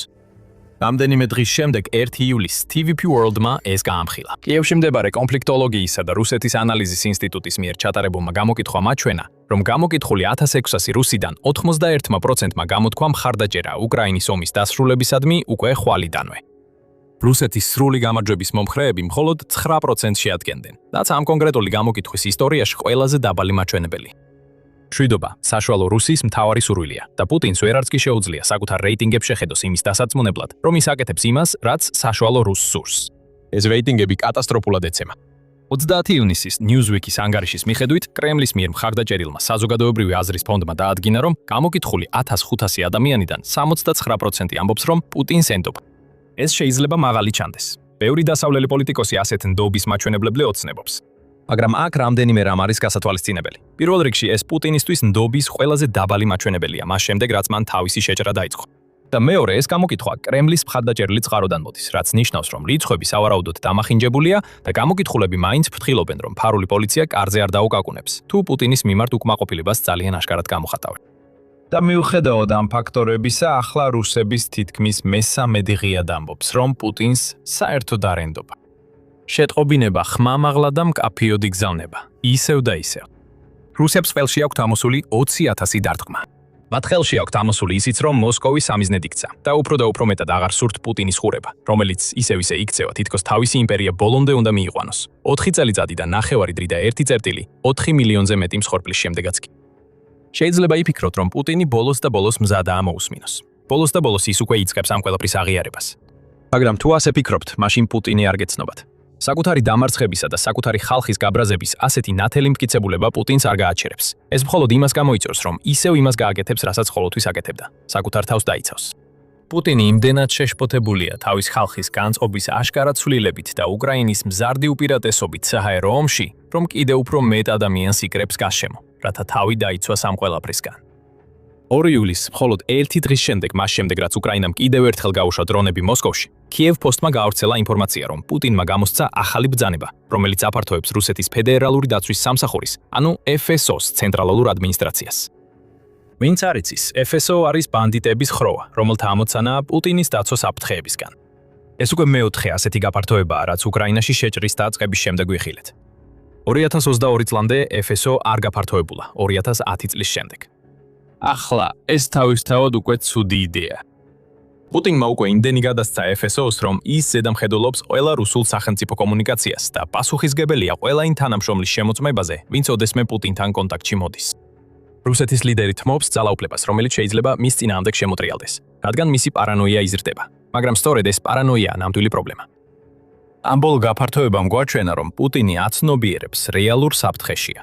მას ეშინია არა მხოლოდ უკრაინისა და მისი დრონების, არამედ ყველას. მას შეუძლია დაინახოს, როგორ ეცემა საზოგადოების აზრი მის მიმართ. FSO-ს ესეც კონტროლზე აქვს აყვანი. და ახლა ყველაფერს აკეთებს, რომ საკუთარი თავი დაიცვას, რადგან ომზე და საკუთარ ხალხზე კონტროლი ეკარგება. ასე აგებს პუტინი ომს. მოსკოვისკენ მიმავალი დრონები იმ დაავადების სიმპტომია, რომელიც ყოველდღიურად უფრო ღრმად ვრცელდება რუსეთში. თუ ყველაფერი კარგად იქნებოდა, პუტინს FSO-ს ძალაუფლების გაფართოება არ დასჭირდებოდა. მას არ დასჭირდებოდა საზოგადოებრივი აზრის გამოკითხვებზე ფიქრი, რადგან მისი ხალხი მაინც იმდენად შეეშინდებოდა, რომ დიდ დამცველცველის პროტექტორატს დაემორჩილებოდა. მაგრამ მე-4 საუკუნოვანი ბლეფი დაინგრა. პუტინი დაღმასვლისკენ მიდის და თვითონაც ხედავს, რომ ეს მალე მოხდება. ახლა ის ცდილობს, რაც შეიძლება ბევრი ადამიანი დააყენოს თავისა და სულ უფრო გაბრაზებულ მოსახლეობას შორის, მაშინ როცა მისი ლეგიტიმურობა, როგორიც არ უნდა ყოფილიყო, ნელ-ნელა ეცლება ფეხქვეშ. და ასე უბრუნდებით 2025 წლიდან განხორციელებულ 20,000 დარტყმაზე და დრონებზე, რომლებიც ახლახან გადაუფრინეს მოსკოვს. მხოლოდ ეს დარტყმები უკრაინის ომს ვერ მოიგებს, მაგრამ ისინი ბევრად უფრო დიდი პროცესის ნაწილია. ეს დარტყმები კატალიზატორია იმ უკმაყოფილებისა, რომელსაც დღეს რუსეთში ხედავთ. მოსკოვი ომის ზონად იქცა და ეს ყველასთვის აშკარაა რუსეთში. უკრაინიდან ასობით კილომეტრით დაშორებული ადამიანები ახლა საკუთარ უსაფრთხოებაზე შიშობენ და ამ მდგომარეობისთვის პასუხისმგებლობას სულ უფრო ხშირად პუტინს აკისრებენ. სისტემა, რომელიც პუტინმა თავის გარშემო ააგო, ეხლა უფრო არასტაბილურად გამოიყურება ვიდრე ოდესმე. ელიტები ისეთი ერთგულები აღარ არიან, როგორიც პუტინს სჭირდება. პუტინს არ შეუძლია მიუთითოს მოქმედ ეკონომიკაზე, ან იმ სტაბილურობაზე, რომელიც განსხვავებული აზრის არარსებობას მოხვება. ყველაფერი ნელ-ნელა ქრება. რუსეთის ლიდერმა კონტროლი დაკარგა. მაგრამ პუტინისთვის ნამდვილი მარცხი და ის, რაც საბოლოოდ მის მიერ დაწყებულ ომში დამარცხებას გამოიწვევს, არის ის, რომ იგი უარს ამბობს დათმობაზე. აი სწორედ ამას ნიშნავს FSO-ს გაფართოება. უკრაინისა და საკუთარი ხალხის მთელი ზეწოლის მიუხედავად, პუტინი მაინც უკიდურესად ნაკლებად სავარაუდოა, რომ მოლაპარაკების მაგიდასთან დაჯდეს და მშვიდობის ისეთ ვარიანტს დათანხმდეს, რომელიც ყველაფერს არ მისცემს, რაც მას სურს. პუტინი ჯიუტი კაცია, ზედმეტად ჯიუტი. მიუხედავად იმისა, რომ ის ხედავს უკრაინის გრძელვადიანი სანქციების შედეგებს და უყურებს, როგორ უსწრებს უკრაინა რუსეთს შორის მოქმედების მიმართულებით, ის მაინც თავის გზარ გადაუხს, ზარ გადაუხვევს. პუტინი გააგრძელებს დაპირებების მიცემას, რომლებიც ვერასდროს შესრულდება. 20,000 დარტყმა გადაიქცევა 30,000-ად, 40,000-ად და შემდეგ კიდევ ბევრად მეტად. და ამ ყველაფრის ფონზე ის შეეცდება უგულებელყოს ერთი მარტივი ფაქტი. რუსეთი ამჟამად მარცხს განიცდის.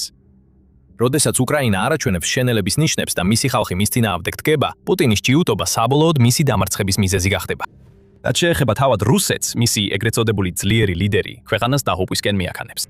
ეს ვითომ რუსული იმპერია უკვე მკვდარია და დამარხული. მოკავშირეები დასავლეთისკენ არიან მიბიძგებულნი. რუსეთის ეკონომიკა უკვე პარალიზებულია.